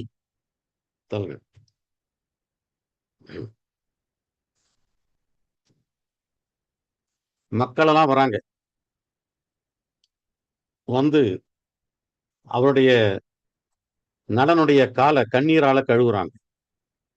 கழுவிட்டு சொல்றாங்க, ஆருயிரின் தாயே, அறத்தின் பெருந்தவமே, பேரருளின் கண்ணே, பெருமானே, பாரிடத்தை யார் காக்க போவது நீ ஆங்கென்றார் தங்கண்ணின் நீர் வார்த்து கால் கழுவான் என்று. ஆருயிரின் தாயே, எங்களுடைய உயிருக்கெல்லாம் தாயாக இருப்பவரே. மன்னனை தாயாகத்தான் நினைப்பார். மன்னன் உயிர்த்தே மலர்தலை உலகம் என்ற காலம் போய் மக்கள் தான் மன்னனுடைய உயிர் என்ற காலத்துக்கு வந்து விட்டார். எப்ப கம்பராமாயணம் வந்ததோ அப்பவே மாறிவிட்டது. சங்க காலத்துல எல்லாம் மன்னன் உயிர்த்தே மலர்தலை உலகம். இங்க அப்படி இல்லை, கம்பனுக்கு பிறகு மன்னன் உடல் மக்கள் உயிர் என்ற நிலைக்கு வந்து விட்டது. ஆகவே ஆருயிரின் தாயே, அறத்தின் பெருந்தவமே, அறத்தினுடைய தவம், பேரருளின் கண்ணே, அருளுக்கு கண்ணை போன்றவனே, பெருமானே, எல்லா விதமான பெருமைகளையும் ஓரிடத்திலே கொண்டிருப்பவனே, பாரிடத்தை யார் காக்க இந்த நெடத நாட்டை யார் காப்பது? போவது நீ ஆங்கென்றார், நீ எங்கே போகப் போகிறாய்? தங்கண்ணின் நீர் வார்த்து கால் கழுவான் என்று தங்களுடைய கண்களிலே இருந்து நீர் ஒழுக ஒழுக அவனுடைய கால்களை கழுவி கொண்டிருக்கின்றார். அவன் போறதை பார்த்து அவங்களால தாங்க முடியல. இதெல்லாம் நம்ம கம்பராமாயணத்துல படிச்சிருக்கோம். கம்பன் போகின்றது, ராமன் போகின்ற பொழுது கம்பன் சொல்லுவான், விழுந்தனர் சிலர், சிலர் விம்மி விம்மி மேல் எழுந்தனர், சிலர் முகத்து இழி கண்ணீரடை அழுந்தினர், முகத்து இழி கண்ணீரடை அழுந்தினர். இதுதான் தங்கண்ணி நீர் வார்த்து. சிலர் பதைத்து, ரொம்ப ஆச்சரியமான ஒரு இடத்த சொல்றான் பாருங்க கம்பன். அழகவல்லியின் கொழுந்து எரி உற்றின துயராம் கூறுகின்றாள். அழகவல்லியின் கொழுந்து எரி, மயிர்கால்கள்லாம் எரிய ஆரம்பிச்சிடுதான் அவங்களுக்கு, அந்த கோபத்திலையும் அந்த வருத்தத்திலையும். அப்படி அவர்கள், அந்த மக்கள் அந்த அளவுக்கு ராமன் போவதை பார்த்து வருத்தப்பட்டிருக்காங்க. அதான் சொல்றார், ஆறுயிரின் தாய். இங்கேயும் அப்படிதான் பண்றாங்க. ஆறுயிரின் தாயே, அறத்தின் பெருந்தவமே, பேரருளின் கண்ணே, பெருமானே, பாரிடத்தை யார் காக்க போறாங்க? இனிமேல் யார் காக்க போறாங்க? நீ தான் இருந்து காப்பாற்றினாய், இனிமேல் யார் காக்க போகிறார்கள்?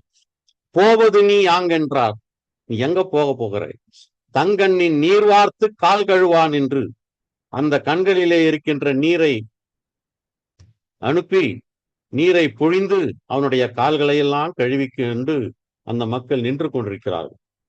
ஆறுயிரின் தாயே, அறத்தின் பெருந்தவமே, பேரருளின் கண்ணே, பெருமானே, பாரிடத்தை யார் காக்கப் போவது நீ யாங்கென்றார், தங்கண்ணின் நீர் வார்த்து கால் கழுவான் என்று. வேலை கரை இழந்தால், வேலைனா கடல், வேத நெறி பிறழ்ந்தால், ஞானம் முழுதும் நடு விழுந்தால், சீலம் ஒழிவரோ செம்மை உரை திறம்பா செய்கை அழிவரோ செங்கோல் அவர். கடல் கரையை இழந்து விட்டால் என்னாகும்? வேதம் நெறியை பிறந்து விட்டால் என்னாகும்? ஞானம் நடுநிலைமையை தவறிவிட்டால் என்னாகும்? ஆகவே இந்த கடலான்பது கரையை கடக்கக்கூடாது, கடக்காது. வேதம் நெறி பிறழாது, ஞானம் நடுநிலைமை தவறாது. அவையெல்லாம் தவறிவிட்டது என்று சொன்னால் எல்லாமே பாழ்பட்டு விடும். ஆகவே கடல் கரையை கடக்காத மாதிரி, வேதம் நெறி பிறழாத மாதிரி, ஞானம் நடுநிலைமையை விட்டு நீங்காத மாதிரி, சீலம் ஒழுக்கம் ஒழிவாரா, ஒழுக்கத்தை விடுவார்களா? செம்மை உரை திறம்பா, திறம்புதல்னா மாறுபடுதல் அர்த்தம். உரை மாறாத, அதாவது ஒழுக்க செம்மையோடு இருப்பவர்கள் அர்த்தம். அவ்வளவுதான். சொன்ன சொல்லை காப்பாற்றுபவர்கள் அர்த்தம்.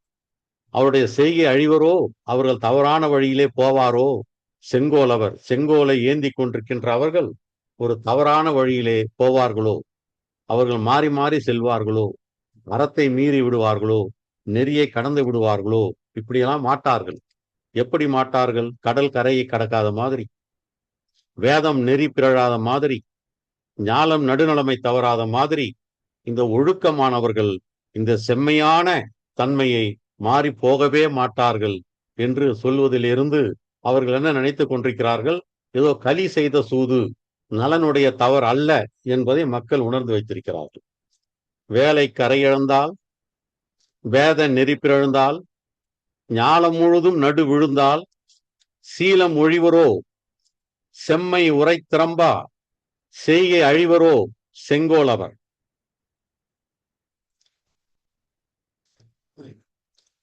வடியேறு கூர் இலைவேல் மன்னாவோ. நம்ம ஏற்கனவே கூட பார்த்தோம், இந்த மன்னாவோன்ற வார்த்தை அடிக்கடி போடுறாரு இவர். ஏற்கனவே இந்த கம்பராமாயணத்துல அண்ணாவோன்னு சொன்ன மாதிரி மன்னாவோன்னு நம்ம பார்த்திருக்கோம். உந்தன் அடியேங்கட்கு ஆதரவு தீர கொடிநகரில் இன்றிருந்து நாளை எழுந்தருள்க என்றுரைத்தார், வென்றிருந்த தோளாம் தாழ் விழுந்து. வடி ஏறு, வடி அப்படின்னு சொன்னா நிறைய பொருள் இருக்குது. கல், கூர்மை, மாவடு, காற்று, உருவம். வடிவழகு உருவம். காற்றுக்கு ஆராய்ச்சிக்கு கூட வடின்னு அர்த்தம். ஏறுன்னு சொன்னாலும், ஏறுனா எருதுன்னு அர்த்தம் இருக்கு. ஆனா இங்க எருதுன்னு வருமா? வராது. எருது, உயரம், இடி, தழும்பு, எரிதல், மிகுதி, வடு என்று இவ்வளவு அர்த்தம் இருக்கு. இதுல எரிதல் என்ற வார்த்தை பொருத்தமாகும். அல்லது மிகுதி என்பது பொருத்தமாகும். வடி ஏறு 2 விதமா எடுத்துக்கலாம். வடினா கூர்மை, ஏறுனா மிகுதி. மிகுந்த கூர்மையுடைய கூர் இலைவேல், 2 அடிக்கடி சொல்ற மாதிரி 2 சொற்றொடரும் ஒன்னா ரொம்ப அழுத்தத்தை கொடுக்கும். இப்படி கூர்மையான வேல். இன்னொன்னு கூர்மையான எரியக்கூடிய வேல். வேல்னா எரியர் தானே, அப்படியும் எடுத்துக்கொள்ளலாம். ஆக வடியேறு கூர் இலை, இலை வடிவத்திலே இருக்கக்கூடிய வேல்.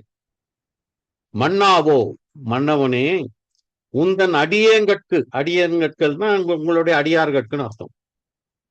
ஆதரவு தீர, ஆதரவு தீரன்னா நம்ம மனசார அன்பு தீர என்று சொல்றோம் பாருங்க, அதுதான் ஆதரவு தீரன். ஆதரவுனா அன்புன்னு தான் அர்த்தம். அன்பு தீர பேசினான்னு நம்ம சொல்றது உண்டு வழக்கில் கூட. அது மாதிரி இந்த அன்பு தீர சொல்றாங்க மக்கள். கொடிநகரில் இன்றிருந்து நாளை எழுந்தருள்க, இந்த நகரத்துல இருந்து நாளைக்கு போங்களேன் என்று உரைத்தார். வென்றிருந்த தோளான், முன்பு வென்றிருந்த தோளானுடைய காலில் விழுந்து. மக்கள் கேட்கறாங்க, ஒரு நாள் இருந்துட்டு போங்களேன். எப்பவுமே அப்படிதான் மக்களுடைய இயல்பு. புறப்புற நேரத்துலதான் ஒரு நாள் இருக்கக்கூடாதான்வாங்க. அது மாதிரி வடியேறு கூரிளைவேல் மன்னாவோ, உந்தன் அடியேங்கட்கு ஆதரவு தீர கொடிநகரில் இன்றிருந்து நாளை எழுந்தருள்க என்று உரைத்தார். வென்றிருந்த தோளான் தாழ் விழுந்து. மன்றல் இளங்கோதை முகநோக்கி மாநகர்வாய், நின்று உருகுவார் கண்ணின் நீர் நோக்கி, இன்று இங்கு இருத்துமோ என்றான். இளங்கொதலை வாயால் வருத்தமோ தன் மனதில் வைத்து. மன்றல்னா வாசனைன்னு அர்த்தம்.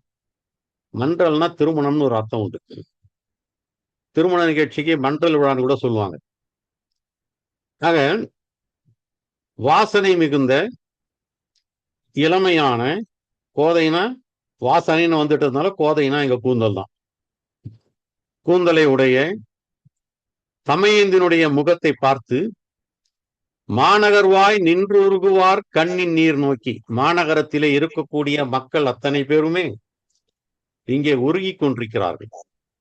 அவங்க கண்ணீரை எல்லாம் பார், அவங்க நீர், அந்த கண்ணில் தண்ணீர் இருக்கு பார், அந்த தண்ணீரை எல்லாம் பார்த்தா இன்றைக்கு ஒரு நாள் இருந்துட்டு போவோமோ என்று எனக்கு தோன்றுகிறது. இது தமையந்து கிட்ட அனுமதி கேட்கிறான். இன்று இங்கு இருத்துமோ, இங்க நாம இருக்கலாமா என்றான். சொல்றான். யார்கிட்ட சொல்றான்? தமையந்தி கிட்ட. இளங்குதலை வாயால் வருத்தமோ தன் மனதில் வைத்து. அந்த தமையந்தினுடைய, இளங்குதலைனா மழலை, மழலை பேசுகின்ற வாயினையுடைய தமையந்தினுடைய வருத்தத்தை எல்லாம் தன் மனசுல வச்சிருக்கானோ. அடடா, இவ்வளவு இந்த அளவுக்கு நம்ம கொண்டு வந்துட்டோமே என்று அந்த வருத்தம் மனதில் வைக்கிறான். வெளியில சொல்லல. அந்த மனத்தை வைத்து கொண்டு அவளுடைய முகத்தை பார்த்து கேட்கிறான், நம்ம இன்றைக்கு ஒரு நாள் இருந்துட்டு போகலாமா? இந்த மாநகரத்து மக்கள் எல்லாம் நின்று உருகுகிறார்கள் பார்த்தியா? அவங்க கண்ணிலெல்லாம் தண்ணி வருது பார்த்தியா? ஆகவே இன்றைக்கு இருத்துமோ, இன்றைக்கு இருக்கலாமே என்று தமையந்தியிடம் அவன் கேட்கிறான், அனுமதி கேட்கிறான். மன்றல் இளங்கோதை முகம் நோக்கி மாநகர்வாய் நின்று உருகுவார் கண்ணின் நீர் நோக்கி, இன்று இங்கு இருத்துமோ என்றான். இளங்குதலை வாயால் வருத்துமோ தன் மனதில் வைத்து.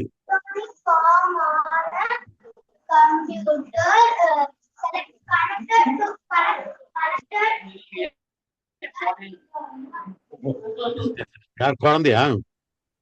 வண்டாடும் தார்நலனை மாநகரில் யாரேனும் கொண்டாடினார் தம்மை கொள்ளென்று. அவன்தான். தண்டா முரசறைவாய் ஆங்கென்றான். முன்னே முனிந்தாங்கு அரசரியா வேந்தன் அழன்று. யார் சொல்றது? புட்கரன் சொல்றான். புட்கரன் எப்படிப்பட்டவன்? முன்னே முனிந்தாங்கு, ஏற்கனவே நலன் மீது கோபத்தோடு இருந்தவன். புட்கரன் எப்படிப்பட்டவன்? அரச அறியா, அரச நெறியினை அறியாதவன், அரச தர்மத்தை ஒழுக்கத்தை அறியாதவன் வேந்தன் அந்த புட்கரன். அழன்று அப்படின்னா கோபித்துன்னு அர்த்தம். அவன் சொல்றான், வண்டாடும் தார் நலனை, மார்பிலே மாலை அணிந்து கொண்டு இருக்கக்கூடிய நலனை மாநகரில் யாரேனும் கொண்டாடினால், யாருன்னா அவனை கொண்டாடினார்கள் வைங்க, தம்மை கொல் என்று அவங்கள கொண்டு போட்டு விடுங்கள் என்று தண்டாமுரசறைவார். தண்டா அப்படின்னா தண்டுதல் அப்படின்னு சொன்னா வசூலித்தல், இணைதல், வருத்துதல், நீங்குதல்னு ஒரு அர்த்தம் இருக்கு. ஆக தண்டா அப்படின்னு சொன்னா நீங்காதன்னு அர்த்தம். நீங்காத முரசு, தொடர்ந்து முரசு அரைந்து கொண்டிருக்கிறார்கள். ஆங்கென்றான், எங்க இந்த மக்கள் எல்லாம் சேர்ந்து நலனை போக வேண்டாம்னு சொல்லி கொண்டிருக்காங்க பாருங்க, அந்த ஸ்பாட்ல அந்த இடத்துக்கு போய் முரசறைகிறான். இங்க யாரும் நிக்க கூடாது, நலனை யாரும் கொண்டாடக்கூடாது, அத்தனை பேரும் போக வேண்டும், அத்தனை பேரும் போக சொல்லி முரசறைய வேண்டும். எப்படி முரசறைவது? யாரேனும் அங்கு நின்று நலனை கொண்டாடினால் அவர்களை கொன்று விடுவேன் என்று நீ முரசறைவாயாக என்று புட்கரன் ஒரு ஆணையிடுகின்றார். வண்டாடும் தார்நலனை மாநகரில் யாரேனும் கொண்டாடினார் தம்மை கொல்லென்று தண்டா முரசறைவாய் ஆங்கென்றான் முன்னே முனிந்தாங்கு அரசு அறியா வேந்தன் அழன்று.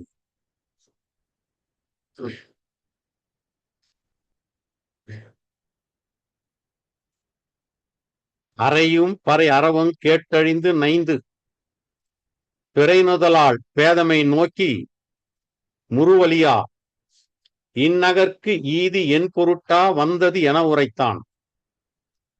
மண்ணகற்றும் கூரிளைவேல் மண். இதெல்லாம் பழைய பெருமைகள். மண்ணகற்றும் பகை மன்னர்களையெல்லாம் வெல்லக்கூடிய கூர்மையான வேலினை வைத்திருந்த மன்னவன் நலன். இந்த பறையை கேட்கிறான், முரசை கேட்கிறான்.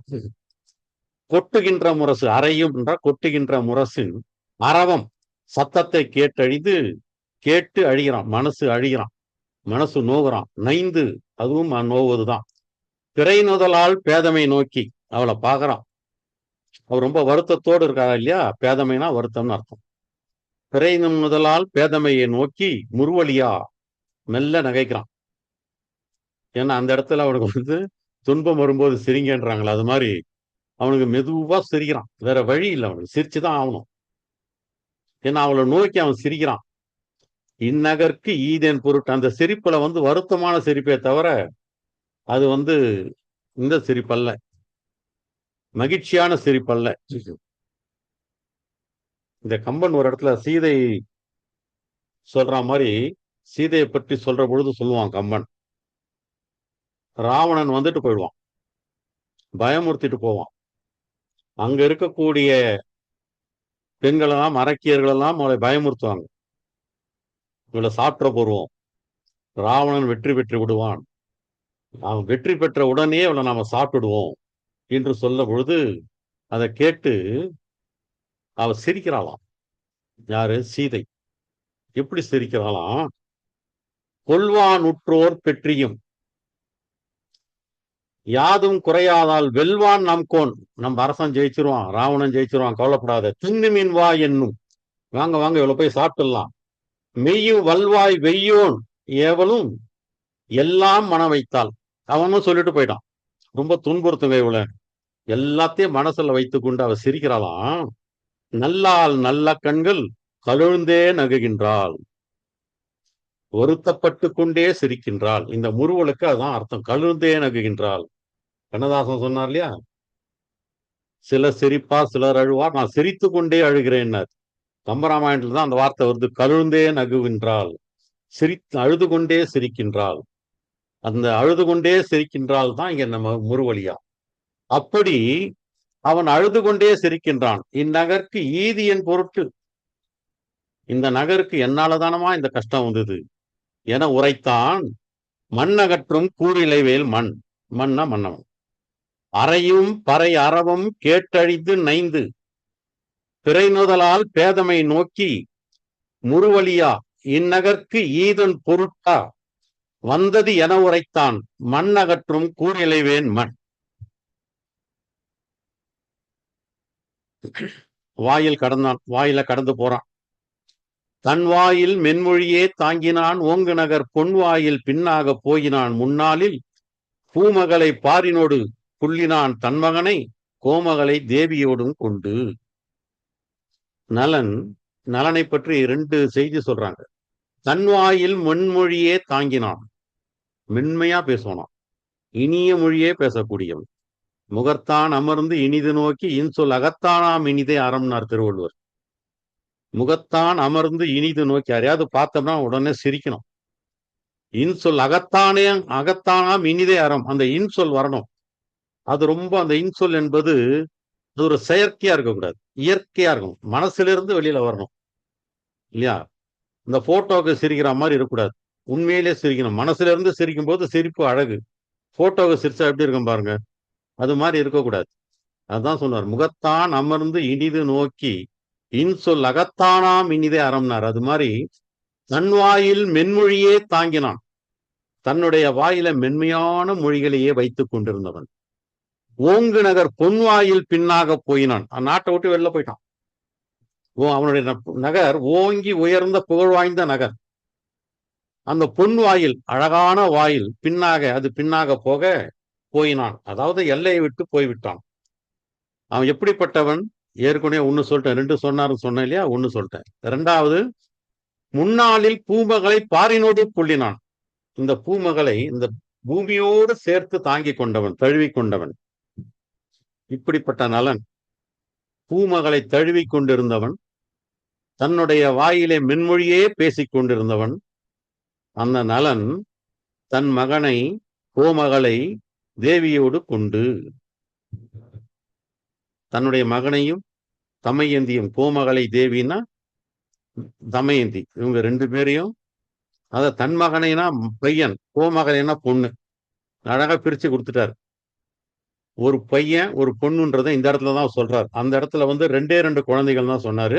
இந்த இடத்துல தான் தெளிவா சொல்றார், தன் மகனை பையனை, கோமகளை மகளை, தேவியோடு தமயந்தியோடு, ஆக இந்த 3 பேரையும் அழைத்து கொண்டு 4வராக அவன் வாயிலை கடந்து போய் கொண்டிருக்கிறான்.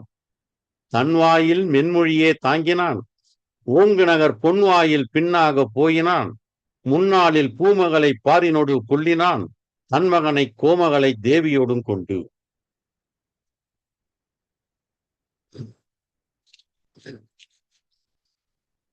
ஒற்றவன்பால் செல்வாரை கொள்வான் முரசறைந்து, வெற்றியோடு புட்கரனும் வீற்றிருப்ப, முற்றும் இழவுபடுமா போல் இல்லங்கள் தோறும் குழவிப்பால் உண்டிலவே கொண்டு. ரொம்ப வித்தியாசமா எழுதுறாரு. குழந்தைகள்லாம் பாலே குடிக்கலையாம். ஒற்றவன்பால் செல்வாரை கொள்வான் முரசறைந்து, வெற்றியோடு புட்கரனும் வீற்றிருக்க. இந்த புட்கரன் தான் முதல்ல முரசறைகிறான். யார் நலனோடு சென்றாலும் அவர்கள் கொல்லப்படுவார்கள் என்று முரசறைந்து, வெற்றியோடு புட்கரன், அந்த அவன் பெற்ற வெற்றியோடு, சூதாட்டத்தில் பெற்ற வெற்றியோடு புட்கரன் வீற்றிருக்க, முற்றும் இழவுபடுமா போல், அந்த வீடை இழவு வீடு மாதிரி இருக்கு. இல்லங்கள் தோறும் குழவி பால் உண்டிலவே கொண்டு, வீடுகள் தோறும் குழவிகள் பால் உண்ணவில்லை. குழவிகள் பால் உண்ணவில்லைன்னா தாய்மார்கள் குழந்தைகளுக்கு பால் கொடுக்கவில்லை, அசந்து போய் உட்கார்ந்து விட்டார்கள். குழந்தைக்கு பால் கொடுக்கக்கூடிய நினைவே இல்லாமல் நலன் போய்விட்டானே, நல்ல அரசன் போய்விட்டானே என்று வருத்தத்தோடு அவர்கள் அமர்ந்து விட்டார்கள் என்ற குறிப்பை இங்க சொல்றார். ஒற்றவன்பால் செல்வாரை கொள்வான் முரசறைந்து, வெற்றியோடு புட்கரனும் வீற்றிருப்ப, முற்றும் இழவு படுமா போல் இல்லங்கள் தோறும் குழவிப்பால் உண்டிலவே கொண்டு. நல்லா அழகா சொல்றாரு பாருங்க. குழவி பால் எடுத்துக்கவே இல்லையா, ஏன்னா அம்மா கொடுக்கவே இல்லை. தாயார் அப்படியே உட்காந்துட்டாங்க, சித்திரம் மாதிரி உட்காந்துட்டாங்க. சந்தக்கடல் தாமரையும் சதங்கையணி பைந்தளிரும் நோக புதைந்து உருகி, வடந்தோய் களிற்றாய் வழியானதெல்லாம் கடந்தோமா என்றார் கழுந்து. இங்க போட்டிருக்காரு அந்த வார்த்தைய. கம்பன் போட்ட கழுந்தே நகுகின்றால் அங்க போட்டார் பாருங்க. கம்பன் கழுந்துனா துயரப்பட்டுன்னு அர்த்தம். கேக்குறான், சந்த கழல் தாமரையும், அழகான வீரக்கடலையும் தாமரையும், சதங்கை அணியும், சதங்கை கால்ல சதங்கையும், ஒண்ணு ஆண் ஒரு பெண்ணுங்கிறதுனால வீரக்கடல் ஒண்ணு போட்டிருக்கிறான்.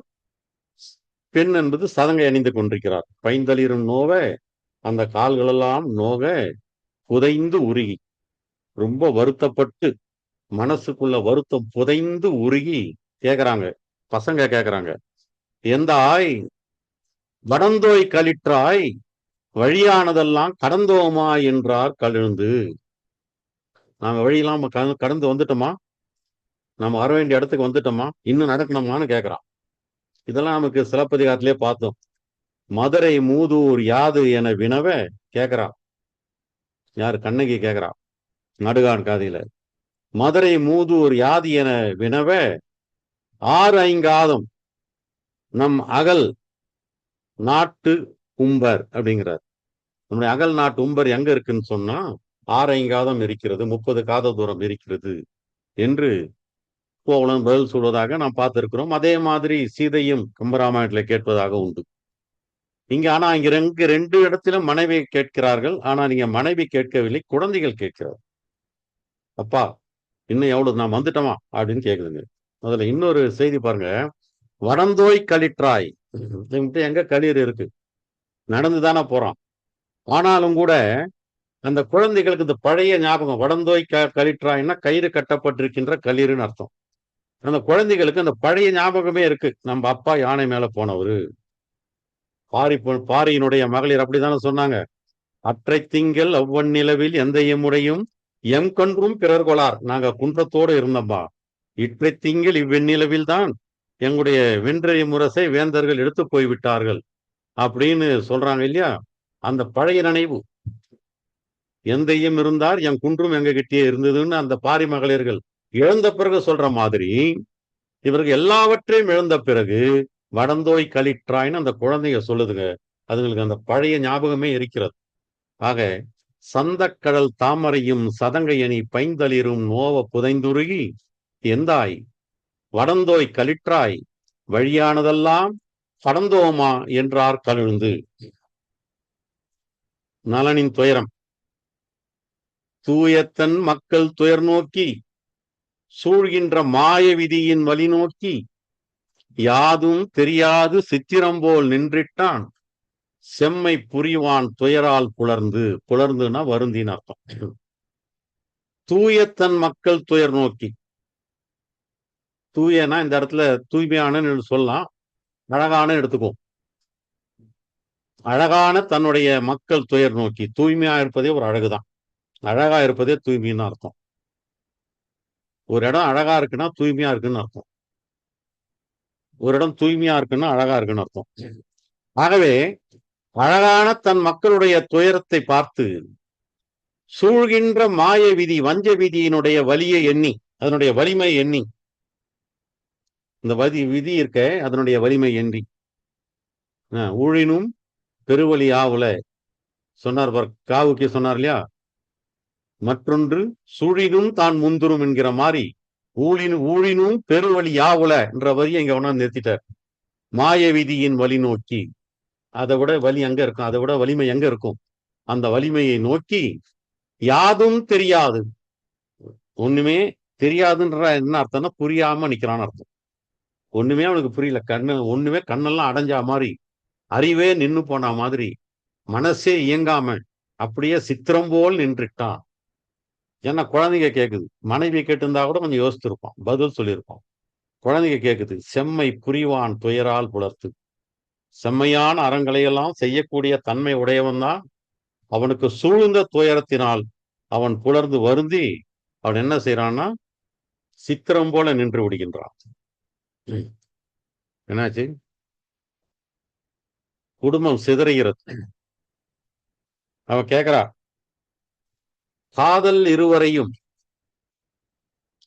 கொண்டு கடுஞ்சரம் போக்கு ஏதம் உடைத்த அவரை கொண்டு நீ மாதராய் வீமன் திருநகர்க்கே மீளென்றான் விண்ணவர் முன் தாமம் புனைந்தானை தாள்.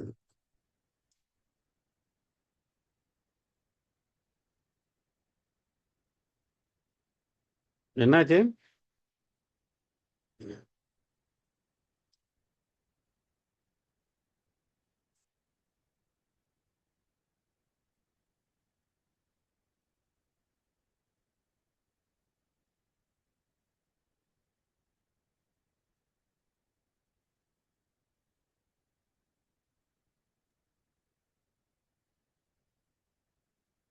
ஓகே. காதல் இருவரையும் கொண்டு கடுந்துரம் போக. காதல் இருவர்னா பிள்ளைகள் 2 பேர்னு அர்த்தம். இந்த பிள்ளைகள் 2 பேரையும் எடுத்துக்கொண்டு சார் ஒரு நிமிடம். சரிங்க. குமரன் சார் வரல. அதான். அவருக்கு ஏதோ ப்ராப்ளம் கூண்டு. நான் இப்போ எத்தனாவது பாட்டு சார் அது? 14. 14. 15 ஏமா 12.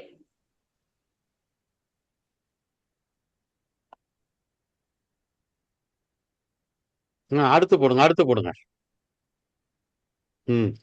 காதல் இருவரையும் கொண்டு கடுஞ்சுரம் போக்கு. ஏதம் உடைத்து இவரை கொண்டு நீ மாதராய் வீமன் திருநகர்க்கே மீள் என்றான். விண்ணவர் முன் தாமம் புனைந்த அழைத்தான். ஏதம்னா குற்றம்னு அர்த்தம். தாமம்னா மணமாலை. காதல் இருவர்னு சொன்னா பிள்ளைகள் 2 பேர்னு அர்த்தம். அதை வந்து தெளிவா கொடுத்துட்டார். காதல் இருவர்னு சொல்லிட்டார். இல்ல மனையாள்னு நினைக்க கூடாதுன்றதுனாலயே காதல் இருவரையும் கொண்டு சுரம்னு சொன்னா காடுன்னு அர்த்தம். இந்த 2 பிள்ளைகளையும் அழைத்து கொண்டு கடுமையான காட்டுக்குள்ளே போவதற்கு குற்றமுடையது. அது போறது வந்து சரியல்ல, ஏன்னா குழந்தைகளுக்கு நல்லதல்ல. ஏதமுடைத்து அது குற்றமுடையது, அது பாதுகாப்பானது அல்ல. இவரை கொண்டு நீ இந்த 2 குழந்தைகளையும் கொண்டு போய் மாதராய் தமயந்தியே வீமன் திருநகர்க்கே மீள் என்றால், உன்னுடைய அப்பாவுடைய ஊருக்கே மீண்டு போய்விடு என்றான். விண்ணவர் முன்னால், விண்ணவருடைய தேவர்களுக்கு முன்னால் அவங்களெல்லாம் உட்கார வைத்துக் கொண்டு அவர்களுடைய எதிரில் மணமாலை புனைந்தானை தான். அவங்க எதிரில் உட்கார்ந்து இருந்தான் இல்லையா, அவங்க எதிரில் உட்கார்ந்து இருந்த நலனுக்கு மணமாலையை சூட்டினால் அல்லவா தமயந்தி. அந்த தமயந்தியிடம் சொல்றான். இந்த முன் என்ற வார்த்தை கூட நிறைய அர்த்தம் இருக்குங்க. முன்னுனா ஒரு சாதாரண வார்த்தையா நான் நினைச்சேன். எதிரில், பழமை, முதல், உயர்வு, அண்ணன், மனக்குறிப்பு. இப்போ விண்ணவர் முன்னா விண்ணவர் எதிரில் அர்த்தம். ஆக தேவர்களுக்கு முன்னால் மணமாலையை சூட்டிக்கொண்ட அல்லது சூட்டிய தமயந்தியிடம் நலன் சொல்றான். 2 பிள்ளைகளையும் அழைத்து கொண்டு கடுமையான கானகத்து வழியாக போவது பாதுகாப்பு அல்ல. ஆக இவர்களை கொண்டு போய் பெண்ணே உன்னுடைய தந்தையினுடைய நாட்டுக்கு சென்று விடு என்று சொல்கின்றான். காதல் இருவரையும் கொண்டு கடுஞ்சுரம் போக்கு. ஏதம் உடைத்து இவரை கொண்டு நீ மாதராய் வீமன் திருநகர்க்கே மீள் என்றான். விண்ணவர் முன் தாமம் புனைந்த அழைத்தான்.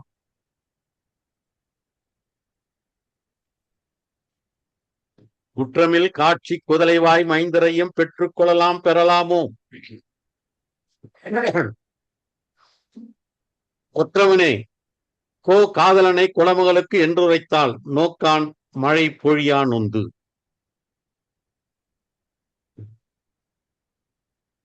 குற்றமில் காட்சி குதலைவாய் மைந்தரையும் பெற்றுக்கொள்ளலாம்.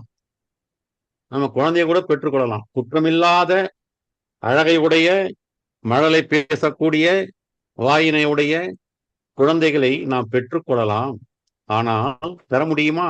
கொற்றவனே கோ காதலனை, மன்னவனே கோ காதலனை. கரை சரியா போட்டிருக்காரு. ஏன்னா அங்க காதல் இருவர்னு பிள்ளைகளை குறிப்பிட்ட காரணத்தினால கோ காதலன்னா தலைவன் அர்த்தம். கோன்னு அரசன். அரசனானவனே காதலனே, நான் குழந்தைகளை பெற்றுக்கொள்ளலாம், ஆனால் காதலனையோ கணவனையோ பெற முடியுமா? குலமகளுக்கு, ரொம்ப அழகா போட்டுருக்காரு, குலமகளுக்கு என்றுரைத்தால் நோக்கால். நோக்கான் அப்படிங்கிறது நோக்கால்னு படிக்கும். கவிதையில சில இடங்கள்ல அந்த மாதிரி இல்லு வந்து இன்னா மாறி வரும் புணர்ச்சி விகுதிக்காக. நோக்கால் மழை பொழியானது. நோக்கால்னா கண்ணால்னு அர்த்தம். மழை பொழியா, பொழியா ஆனா செய்யா இன்னும் வாய்ப்பாட்டு வினையச்சம்னு சொல்லுவாங்க. அதை பொழிதல்னு அர்த்தம். நோக்கால்னா கண்ணால், மழை பொழியானா மழை பொழிந்து நொந்து நொந்து போய் சொல்றான். அழகான குற்றமே இல்லாத குற்றமே இல்லாதன்னு அகலிகைன்னு அர்த்தம். சுரதா தான் சொல்லுவார். அகலிகைன்னா குற்றமே இல்லாத அழகுடையவள்னு அர்த்தம். ஆகவே குற்றமே இல்லாத அழகுடைய மழலை மிகுந்த வாயை உடைய மைந்தரை பெற்றுக்கொள்ளலாம். அவங்களெல்லாம் பெற்றுக்கொள்ளலாம் நம்ம. ஆனால் காதலனே உன்னை நன்னால் பெற முடியாது, இது குலமகளுக்கு அழகல்ல என்று சொல்லிவிட்டு கண்களாலே மழை மழையாக தாரை தாரையாக அழுது கொண்டு நொந்து போய் அதை சொல்லிக் கொண்டிருப்பாள். குற்றமில் காட்சி குதலைவாய் மைந்தரையும் பெற்றுக்கொள்ளலாம் பெறலாமோ ஒற்றவனே கோக்காதலனை குலமகளுக்கு என்றுரைத்தாள் நோக்கால் மழை பொழியா நொந்து. இங்கதான் மகப்பேரனுடைய பெருமையை சொல்றார் 2-3 பாடல்ல. கைதவம்தான் நீக்கி கருத்தில் கரை அகற்றி செய்தவன்தான் எத்தனையும் செய்தாலும் மைதீர் மகப்பெறா மானிடர்கள் வானவர்தம் ஊர்க்கு புகப்பெறார் மாதராய் போந்து. கைதவம்னா வஞ்சகம்னு அர்த்தம். வஞ்சகம், அழுக்காறு இதையெல்லாம் நீக்கிவிட்டு கருத்தில் கரை அகற்றி, மனசுக்குள்ள இருக்கக்கூடிய அழுக்கை அகற்றிவிட்டு செய்தவத்தான் எத்தனையும் செய்தாலும், செய்தவம்தான் எத்தனையும் செய்தாலும், எவ்வளவுதான் தவம் செய்தாலும் கூட, வஞ்சமே இல்லாமல் இருந்தாலும், அழுக்காரே இல்லாமல் இருந்தாலும், அழுக்கு அகன்ற மனமாக இருந்தாலும், எவ்வளவு தவம்தான் செய்தாலும் மைதீர்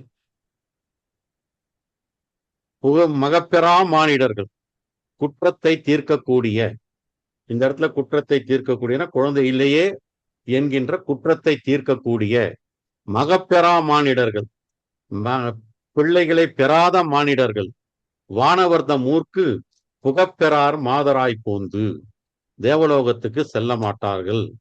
ஆகவே நீ குழந்தைகளை பெற்றுக்கொள்ளலாம் என்று சாதாரணமாக சொல்லிவிடாதே. கைதவன்தான் நீக்கி கருத்தில் கரையகற்றி செய்தவன் தான் எத்தனையும் செய்தாலும் மைத்தீர் மகப்பெறா மானிடர்கள் வானவர்தம் ஊர்க்கு புகப்பெறார் மாதராய் போந்து. ரொம்ப அழகான பாட்டு. பல பேர் எடுத்து கையாளக்கூடிய பாட்டு. பொன்னுடையரேனும் புகழுடையரேனும் மற்றும் என்னுடையரேனும் உடையரோ இன்னடிசில் புக்களையும் தாமரைக்கை பூனாரும் செவ்வையவாய் மக்களை இங்கில்லாதவர்கள்.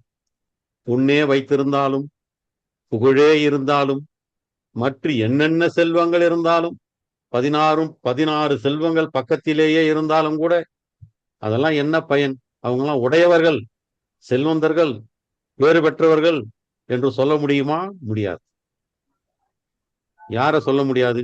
இன்னடிசில் புக்களையும் தாமரைக்கை, சாப்பாட்டுக்குள்ள கையை நுழைத்து அதை இட்டும் தொட்டும் துழாவியும் விளையாடக்கூடிய அந்த அழகான தாமரை கை இருக்கிறதே, அந்த கைகளை உடைய பூனாரும் செவ்வாய், பூக்களுடைய மனத்தை வீசக்கூடிய செய்ய சிவந்த வாய் இருக்கிறதே, அந்த வாய், இந்த இரண்டும் பெற்றிருக்கக்கூடிய மக்களை பெற்றில்லாதவர்கள். அவர்கள் எவ்வளவுதான் இருந்தாலும் சரி. அங்க மனைவியை சொன்னார் திருவள்ளுவர், இல்லதன் இல்லவள் மாண்பானால் உள்ளதன் இல்லவள் மாணாக்கடைனார். இங்க இல்லதன் இல்லவள் மாண்பான உள்ளதன் இல்லவன் மாணாக்கடை. மனைவி மட்டும் சரியா அமையலன்னா என்ன உன்கிட்ட என்ன இருக்குன்னு நினைக்கிறேன்? எதுவுமே கிடையாது. இங்க அவர் என்ன சொல்றாரு? பிள்ளைகள் இல்லைன்னு வைங்க, பொண்ணு இருந்தா என்ன பகலன், புகழ் இருந்து என்ன பலன், வேற என்ன இருந்து என்ன பலன்? எதுவுமே கிடையாது. குழந்தைகள் இருந்தால்தான் எல்லா பலனும் உண்டு. அந்த இன்னடிசில் புக்களையும் தாமரைக்கை, சாப்பாட்டுக்குள்ள துழாவுகின்ற தாமரைக்கை, பூனாரும் செய்யாய், இந்த மலரனுடைய வாசனையை வீசக்கூடிய சிவந்த வாய், மக்களை இல்லாதவர்கள், இந்த மக்களை எல்லாம் இல்லாதவர்கள் என்று மக்களுடைய பெருமைகளை பேசுகின்ற அழகான ஒரு பாட்டு இது. பல பேர் எடுத்து கையாளக்கூடிய பாட்டு. உன்னுடையரேனும் புகழுடையரேனும் மற்றும் என்னுடையரேனும் உடையரோ இன்னடிசில் புக்களையும் தாமரை கை பூனாரும் செய்யவாய் மக்களை இங்கில்லாதவர். சொன்ன கலையின் துறை அனைத்தும் தோய்ந்தாலும், எல்லா கலைகளிலும் இதுவரையிலே சொல்லப்பட்டிருந்த எத்தனை கலையில் தோய்ந்தாலும், என்ன பயனுடைத்தாம் இன்முகத்து முன்னம் குறுகுதலை கிண்கிணிக்கார் கோமக்கல் பால்வாய் சிறுகுதலை கேளா செவி. குறுகுதலை சிறுகுதலை ரொம்ப அழகான சிலடை. இது குறுகு தலை அப்படின்னு பார்க்கணும், பிரிக்கணும்.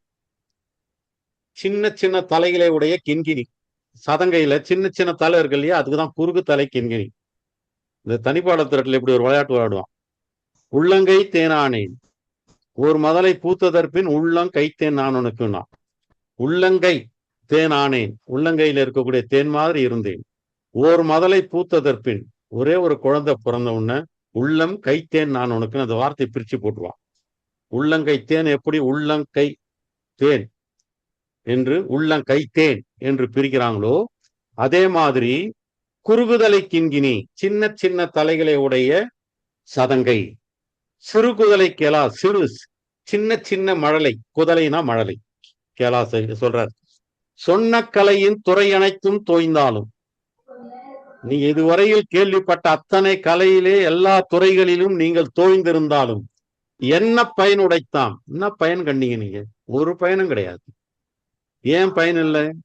இன்முகத்து முன்னம், இனிமையான முகத்தை கொண்டவர்கள். முன்னம் குறுகு தலை கிண்கிணிக்கால், காலிலே அவர்கள் சதங்கை அணிந்திருப்பார்கள் அல்லவா, அந்த சதங்கை அணிந்த கால். கோமக்கள் பால்வாய், அந்த சதங்கை அணி ஒரு ஒலியை கொடுக்கும் இல்லையா, அந்த ஒலி கேட்கணும் அந்த செவி. அதுதான் அழகு. கோமக்கள் உயர்ந்த மக்கள், குழந்தைகள் தான் கோமக்கள்ன்றார். அரச மக்கள்னு எடுக்க முடியாது, இந்த இடத்துல வேண்டுமான அரச மக்கள்னு எடுத்துக்கலாம். ஆனா கூட பொதுவா கோமக்கள்னா உயர்ந்த மக்கள், குழந்தைகளை உயர்ந்த மக்கள்னு சொல்றதா நம்ம எடுத்துக்கலாம். பால்வாய், பால் சிந்தக்கூடிய அந்த வாய். சிறுகுதலை கேளா செவி, அதாவது அவங்களுடைய மழலையும் கேட்கவில்லை, அவர் காலிலே அணிந்திருக்கக்கூடிய கிங்கியினுடைய ஒலியும் கேட்கவில்லை என்று சொன்னால் அந்த வாழ்க்கை பயனில்லாத வாழ்க்கை என்று சொல்றார். இந்த 3 பாட்டையும் சேர்த்து ஒரே பாட்டா புறநானூற்றுல கொடுத்திருப்பார். அதை பாடினது யாருன்னு கேட்டீங்கன்னா, இதற்கும் நலவெண்பாவுக்கும் இதுக்கும் ஒரு சம்பந்தம் என்னன்னா, பாடினவன் அரசன், அறிவுடை நம்பின்ற ஒரு அரசன் தான் பாடினார். படைப்பு பல படைத்து பலரோடு உண்ணும் உடைப்பெரும் செல்வர் ஆயினும் பொன்னுடையரேனும் புகழுடையரேனும். எவ்வளவுதான் செல்வராக இருந்தாலும் இடைப்பட குறுகுறு நடந்து சிறுகை நீட்டி இட்டும் தொட்டும் கவ்வியும் துழந்தும் நெய்யுடை அடிசில் மெய்ப்பட விதிர்த்தும் மயக்குறு மக்களை இல்லோர்க்கு பயக்குறை இல்லைத்தாம் வாழும் நாளே அப்படின்னு அறிவுடை நம்பி பாடியிருப்பார். அந்த ஒரு பாட்டுல இருக்கக்கூடிய செய்தியை 3ஆ பிரிச்சு கொடுக்கிறார். எப்படி பாருங்க, மேலோகத்துக்கு போக முடியாதுன்றார், எந்த பயனும் இல்லை, மயக்குறு மக்களை இல்லோருக்கு பயக்குறை இல்லைதான் வாழும் நாளே, வாழ்நாள் எந்த பயனும் இல்லைன்றார். உடைப்பெரும் செல்வர் உடையரேனும்னா புண்ணுடையரேனும் புகழுடையரேனும்ன்றார். இன்னடிசில் புக்களையும் தாமரை கைன்றதுக்கு இட்டும் தொட்டும் கவ்வியும் துழந்தும் நெய்யுடைய அடிசில் மெய்ப்பட விதிர்த்துங்கிறார். அதே மாதிரி சொன்ன கலையும் துறை அனைத்தும் என்ன பயனுடைத்து, அதுதான் அவர் கடைசி வரியில சொல்லிட்டார். மயக்குறு மக்களை இல்லோருக்கு பயக்குறை இல்லைத்தாம் வாழும் நாளே, எந்த விதமான வாழ்நாள் பயனும் கிடையாது என்று சொல்றார். அடுத்து தாளுங்க. சொன்ன கலையின் துறை அனைத்தும் தோய்ந்தாலும் போற்றறிய செல்வம் புனல் நாட்டோடும் போக தோற்றமையும் யாவர்க்கும் தோற்றாதே ஆற்றலாய் எம்பதிக்கே போந்திரலை என்றால் எழில் கமல செம்பதிக்கே வீற்றிருந்தேன்.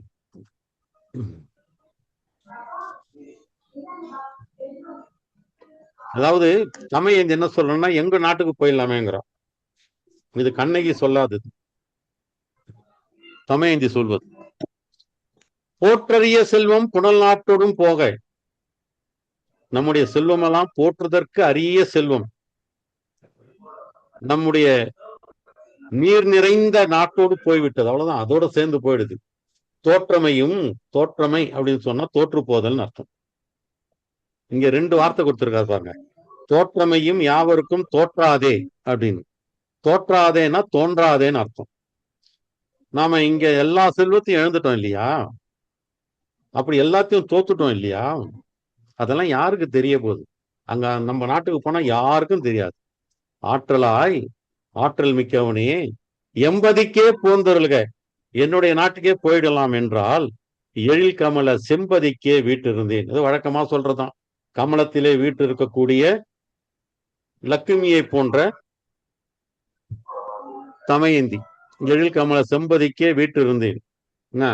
இப்படி லக்குமி போல விளங்கக்கூடிய தமயந்தி என்ன சொல்றாருன்னா, எல்லா செல்வத்தையும் இழந்துட்டோம், பரவாயில்ல, நம்ம தோத்து போனது யாருக்கும் தெரியாது, நம்முடைய நாட்டுக்கு போய்விடலாம் என்று அவள் தன்னுடைய கணவனுக்கு சொல்கின்றாள்.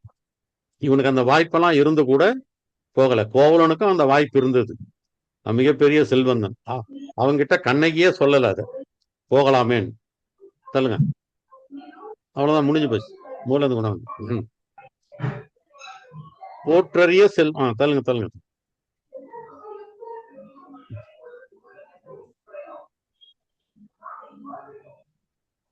அதான்,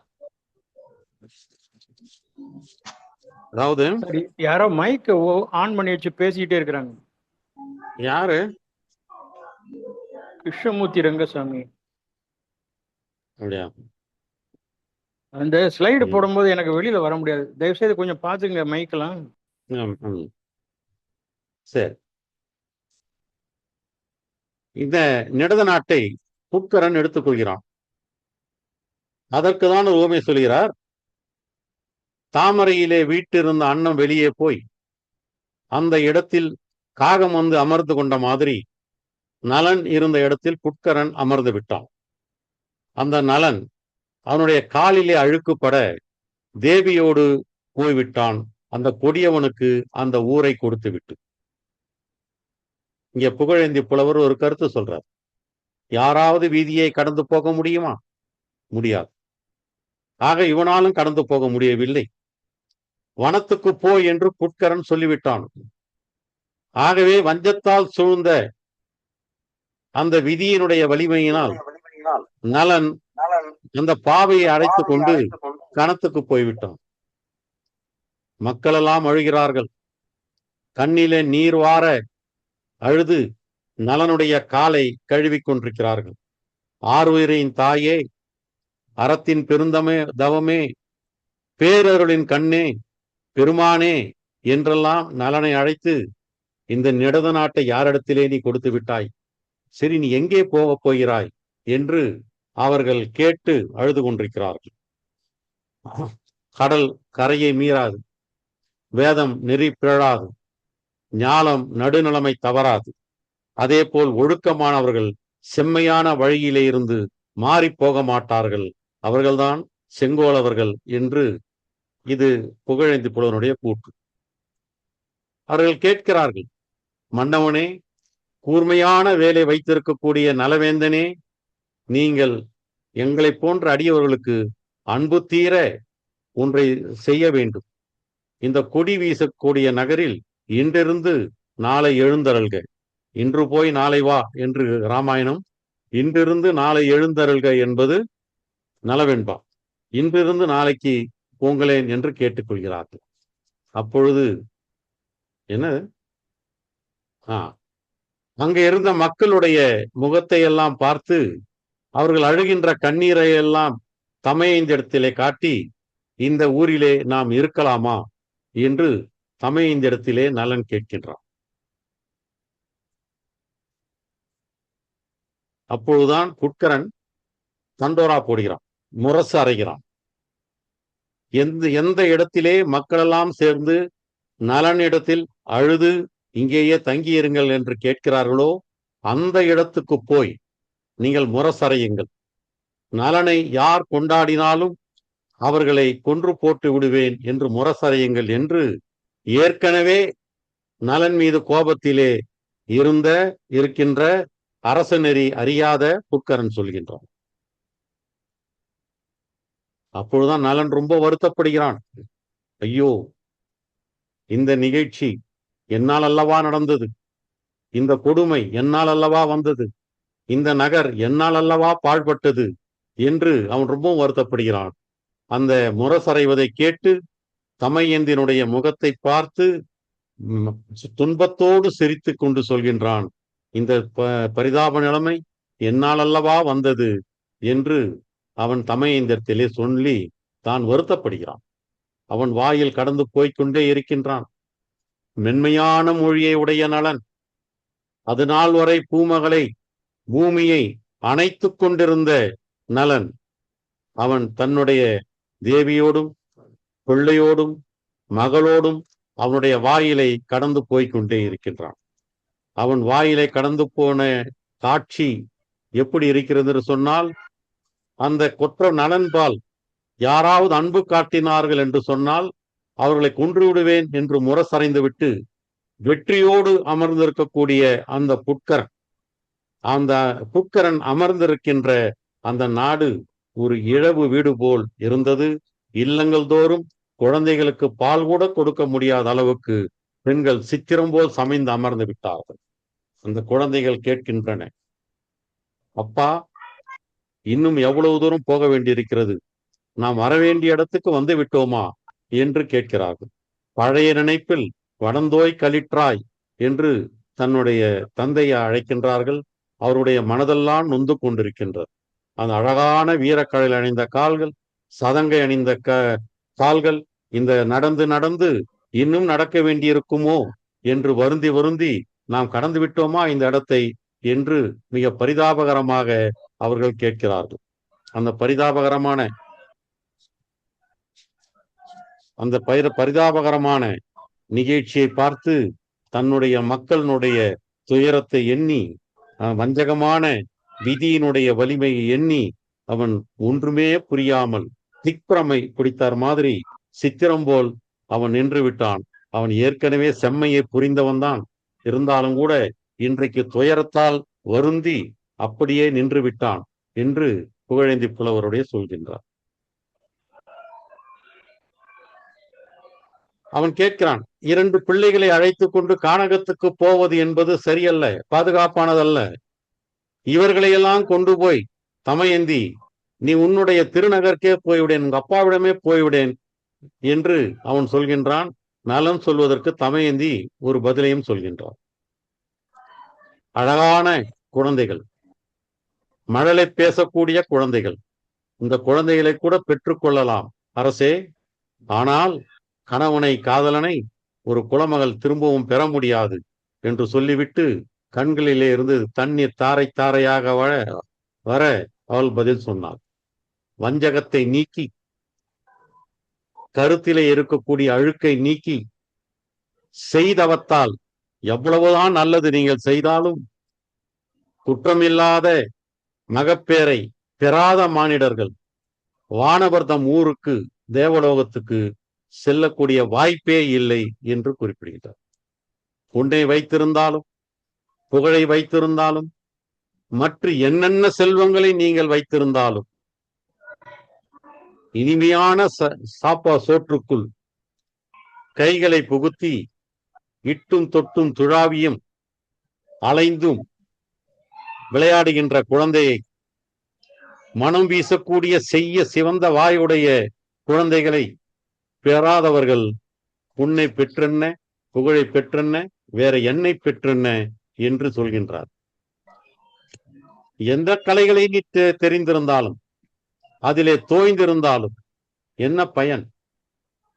கிண்கிணி சதங்கையில் ஒரு குறுகிய கால், குறுகிய தலையை உடைய கிண்கிணி அணிந்திருக்கிற கால் அசையும் பொழுது அதனால் ஏற்படக்கூடிய ஒலி, அவர்கள் பேசுகின்ற பொழுது அந்த சிறு மழலை ஒலி, இந்த இரண்டையும் நீ கேட்கவில்லை என்று சொன்னால் வேறு என்னென்ன கலைகளை கற்றும் என்னப்பா பயன் என்று மகப்பேற்றினுடைய பெருமையை இங்கே புகழேந்தி சொல்கின்றார். அப்பொழுதுதான் தமையந்தி சொல்கிறாள், எல்லா செல்வத்தையும் இழந்து விட்டோம், போற்றுதற்குரிய செல்வங்கள் அனைத்தையும் இழந்து விட்டோம். ஆமாம், நாம் தோற்றது யாருக்கு தெரிய போகிறது? யாருக்கும் தோன்றாது. ஆகவே கவலைப்படாதே, ஆற்றல் மிக்கவனே, என்னுடைய பதியான என் தந்தை ஊருக்கே நாம் சென்று விடுவோம் என்று தமையந்தி அவனுக்கு ஆறுதல் சொல்கின்றால். இத்துடன் இந்த வாரம் முடிவடைகிறது. வணக்கம்.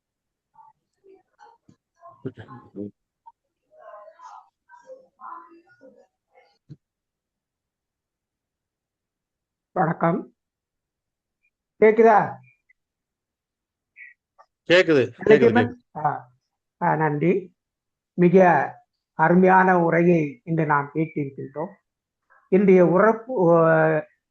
உரை எப்படிப்பட்டதாக இருந்தது என்றால், ஐயா வீடியோ ஆன் பண்ணுங்க ஐயா. வீடியோ சரி, 2 வீடியோ வரும். இன்றைய உரை எப்படி இருந்தது என்று சொல்ல வேண்டுமானால், குரு என்பவர் தன்னுடைய பக்தர்களை எல்லாம் 18 படிகளை மேல் ஏற்றி ஐயப்பனை தரிசனம் செய்ய வைத்திருவார். அதுபோல இன்னைக்கு நம்முடைய குருவாகிய கேஜிஆர் 18 பாடல்களை கூறி நம்மை எல்லாம் உச்சிக்கு தீர்த்து சென்றிருக்கின்றார். ஐயப்பனை வணங்குவது போல நம்மளையும் இன்று ஐயப்ப பக்தர்களாக ஆக்கியது போல நலவென்பா பக்தர்களாக ஆக்கிவிட்டார். அதான் இன்றைக்கு சிறப்பு. ஒவ்வொரு படியாக நம்மளை அழைத்து சென்று 18 படியை கடந்து சன்னிதானத்தில் கொண்டு நிறுத்தி வைத்திருக்கின்றார் என்று சொல்கின்ற பொழுது, அப்படிப்பட்ட வேலையெல்லாம் செய்பவர் குருவாகத்தான் இருக்கின்றார். அந்த குருவுக்கு நாம் முதலில் நன்றி சொல்ல கடமைப்பட்டு இருக்கின்றோம். நன்றி ஐயா. மிக சிறப்பான உரை. தண்டோரா என்னும் ஒரு சொல்ல 7வது பயன்படுத்தி இருக்கிறார். அந்த தண்டோரா என்னும் சொல் இன்றும் சில ஊர்களில் வழக்கத்தில் இருக்கிறது. தண்டோரா போடுகிறான் என்றால் அரசாங்கத்திலிருந்து முக்கியமான செய்திகளை அந்த ஊருக்கு தகவலாக தெரிவிப்பார்கள். இப்பொழுது வெள்ளம் வருகின்றது, புயல் வருகிறது என்றால் அதை முன்கூட்டியே அறிவிப்பதற்காக தண்டோரா போடுவார்கள். அத்தகைய ஒரு சொல் அங்கே பயன்படுத்தப்பட்டு இருக்கிறது என்றால் அந்த சொல்லை நாம் கால போக்கில் மறந்து வருகிறோம் என்பதைத்தான் சொல்ல வேண்டும். அதுபோல பல இலக்கியங்களை எல்லாம் ஒன்றுபடுத்தி ஒற்றுமைப்படுத்தி அவற்றுள்ள நுணுக்கங்களை எல்லாம் நம் முன்னை எடுத்து கூறினார்கள். இலக்கியம் படிப்பவர்களுக்கெல்லாம் இது நிச்சயமான ஒரு நன்மை தரக்கூடிய ஒரு உரையாக இருக்கும் என்பதில் நிச்சயமாக ஐயமில்லை. ஏனென்றால் நலவென்பை கூறுகின்ற பொழுது கம்பராமாயணத்தை பற்றியும் புறநானூரில் இருந்தே பாடல்களையும் ஆய்வாளர்கள் கொடுத்து கூறுவது, ஏன் வள்ளுவத்தில் இருந்தே பல குறள்களை நமக்கு தெரிந்து கொள்வதற்காக விளங்கிக் கொள்வதற்காக ஐயா அவர்கள் கூறியதையும் நாம் கேட்கின்ற பொழுது ஒரு இலக்கிய உரை இப்படி இருந்தால் நன்றாக இருக்கும் என்பதுதான் சிறப்பு என்பதனால் ஐயா அவர்களுக்கு நன்றி கூற கடமைப்பட்டு இருக்கின்றோம். இது போன்ற சிறப்பான உரைகளை கேட்பதற்கு நாம் தவறாமல் அடுத்த வகுப்பிற்கும் வர வேண்டும் என்று சொல்லி, இந்த நிகழ்ச்சியிலே மிக சிறப்பாக பணியாற்றி ஆணைக்கும் அடிசிறக்கும் என்று சொல்லுவார்கள். இன்று சற்று இந்த ஸ்லைடு போடுவதில் சற்று சறுக்கி விட்டது என்று நெல்லை தீவன் அவர்கள் மறந்த வேண்டாம். ஏனென்றால் உங்களுடைய செயலுக்கே பாராட்டி சற்று கண்பட்டு விட்டது என்றுதான் கூற தோன்றுகின்றது. அது அவசியமான ஒன்றுதான். ஏனென்றால் அதிகமாக புகழ்கின்ற பொழுது ஒரு கண்ணடி படத்தான் செய்யும். அப்படி ஒரு கண்ணடி பட்டு விட்டது என்று நினைத்து தாங்கள் வருந்த வேண்டாம் என்பதை கூறி அவர்களுக்கும் நெல்லை குமரன் அவர்களுக்கும் மிகப்பெரிய நன்றியினை நான் கூறிக்கொள்ள கடமைப்பட்டிருக்கின்றேன். இந்த நிகழ்ச்சியிலே வாழ்த்து பாடிய பாலரமணி அம்மா அவர்களுக்கும் நன்றி கூற கடமைப்பட்டிருக்கின்றேன். இன்றைக்கு கிட்டத்தட்ட 21 சான்றோர் பெருமக்கள் இந்த நிகழ்ச்சியிலே கலந்து கொண்டு நலவிளம்ப விளக்க உரையை கேட்டு தெளிவு பெற்று இருக்கின்றார்கள். அவர்கள் அனைவரையும் இன்னும் அடுத்த வகுப்புக்கு வரும்படி கேட்டுக்கொண்டு இது போன்ற சிறப்பான இலக்கியங்களை எல்லாம் நாம் கேட்போம். ஏனால் கற்றலின் கேட்டல் அன்று என்று கூறுவதற்கேற்ப கேட்போம், உள்ளத்தில் பதிப்போம், மகிழ்வோம், முடிந்தால் மீண்டும் புத்தகத்தை வாங்கி படிப்போம் என்று கூறி வாய்ப்புக்கு நன்றி கூறி இந்நிகழ்ச்சி முடிகின்றது. நன்றி, வணக்கம்.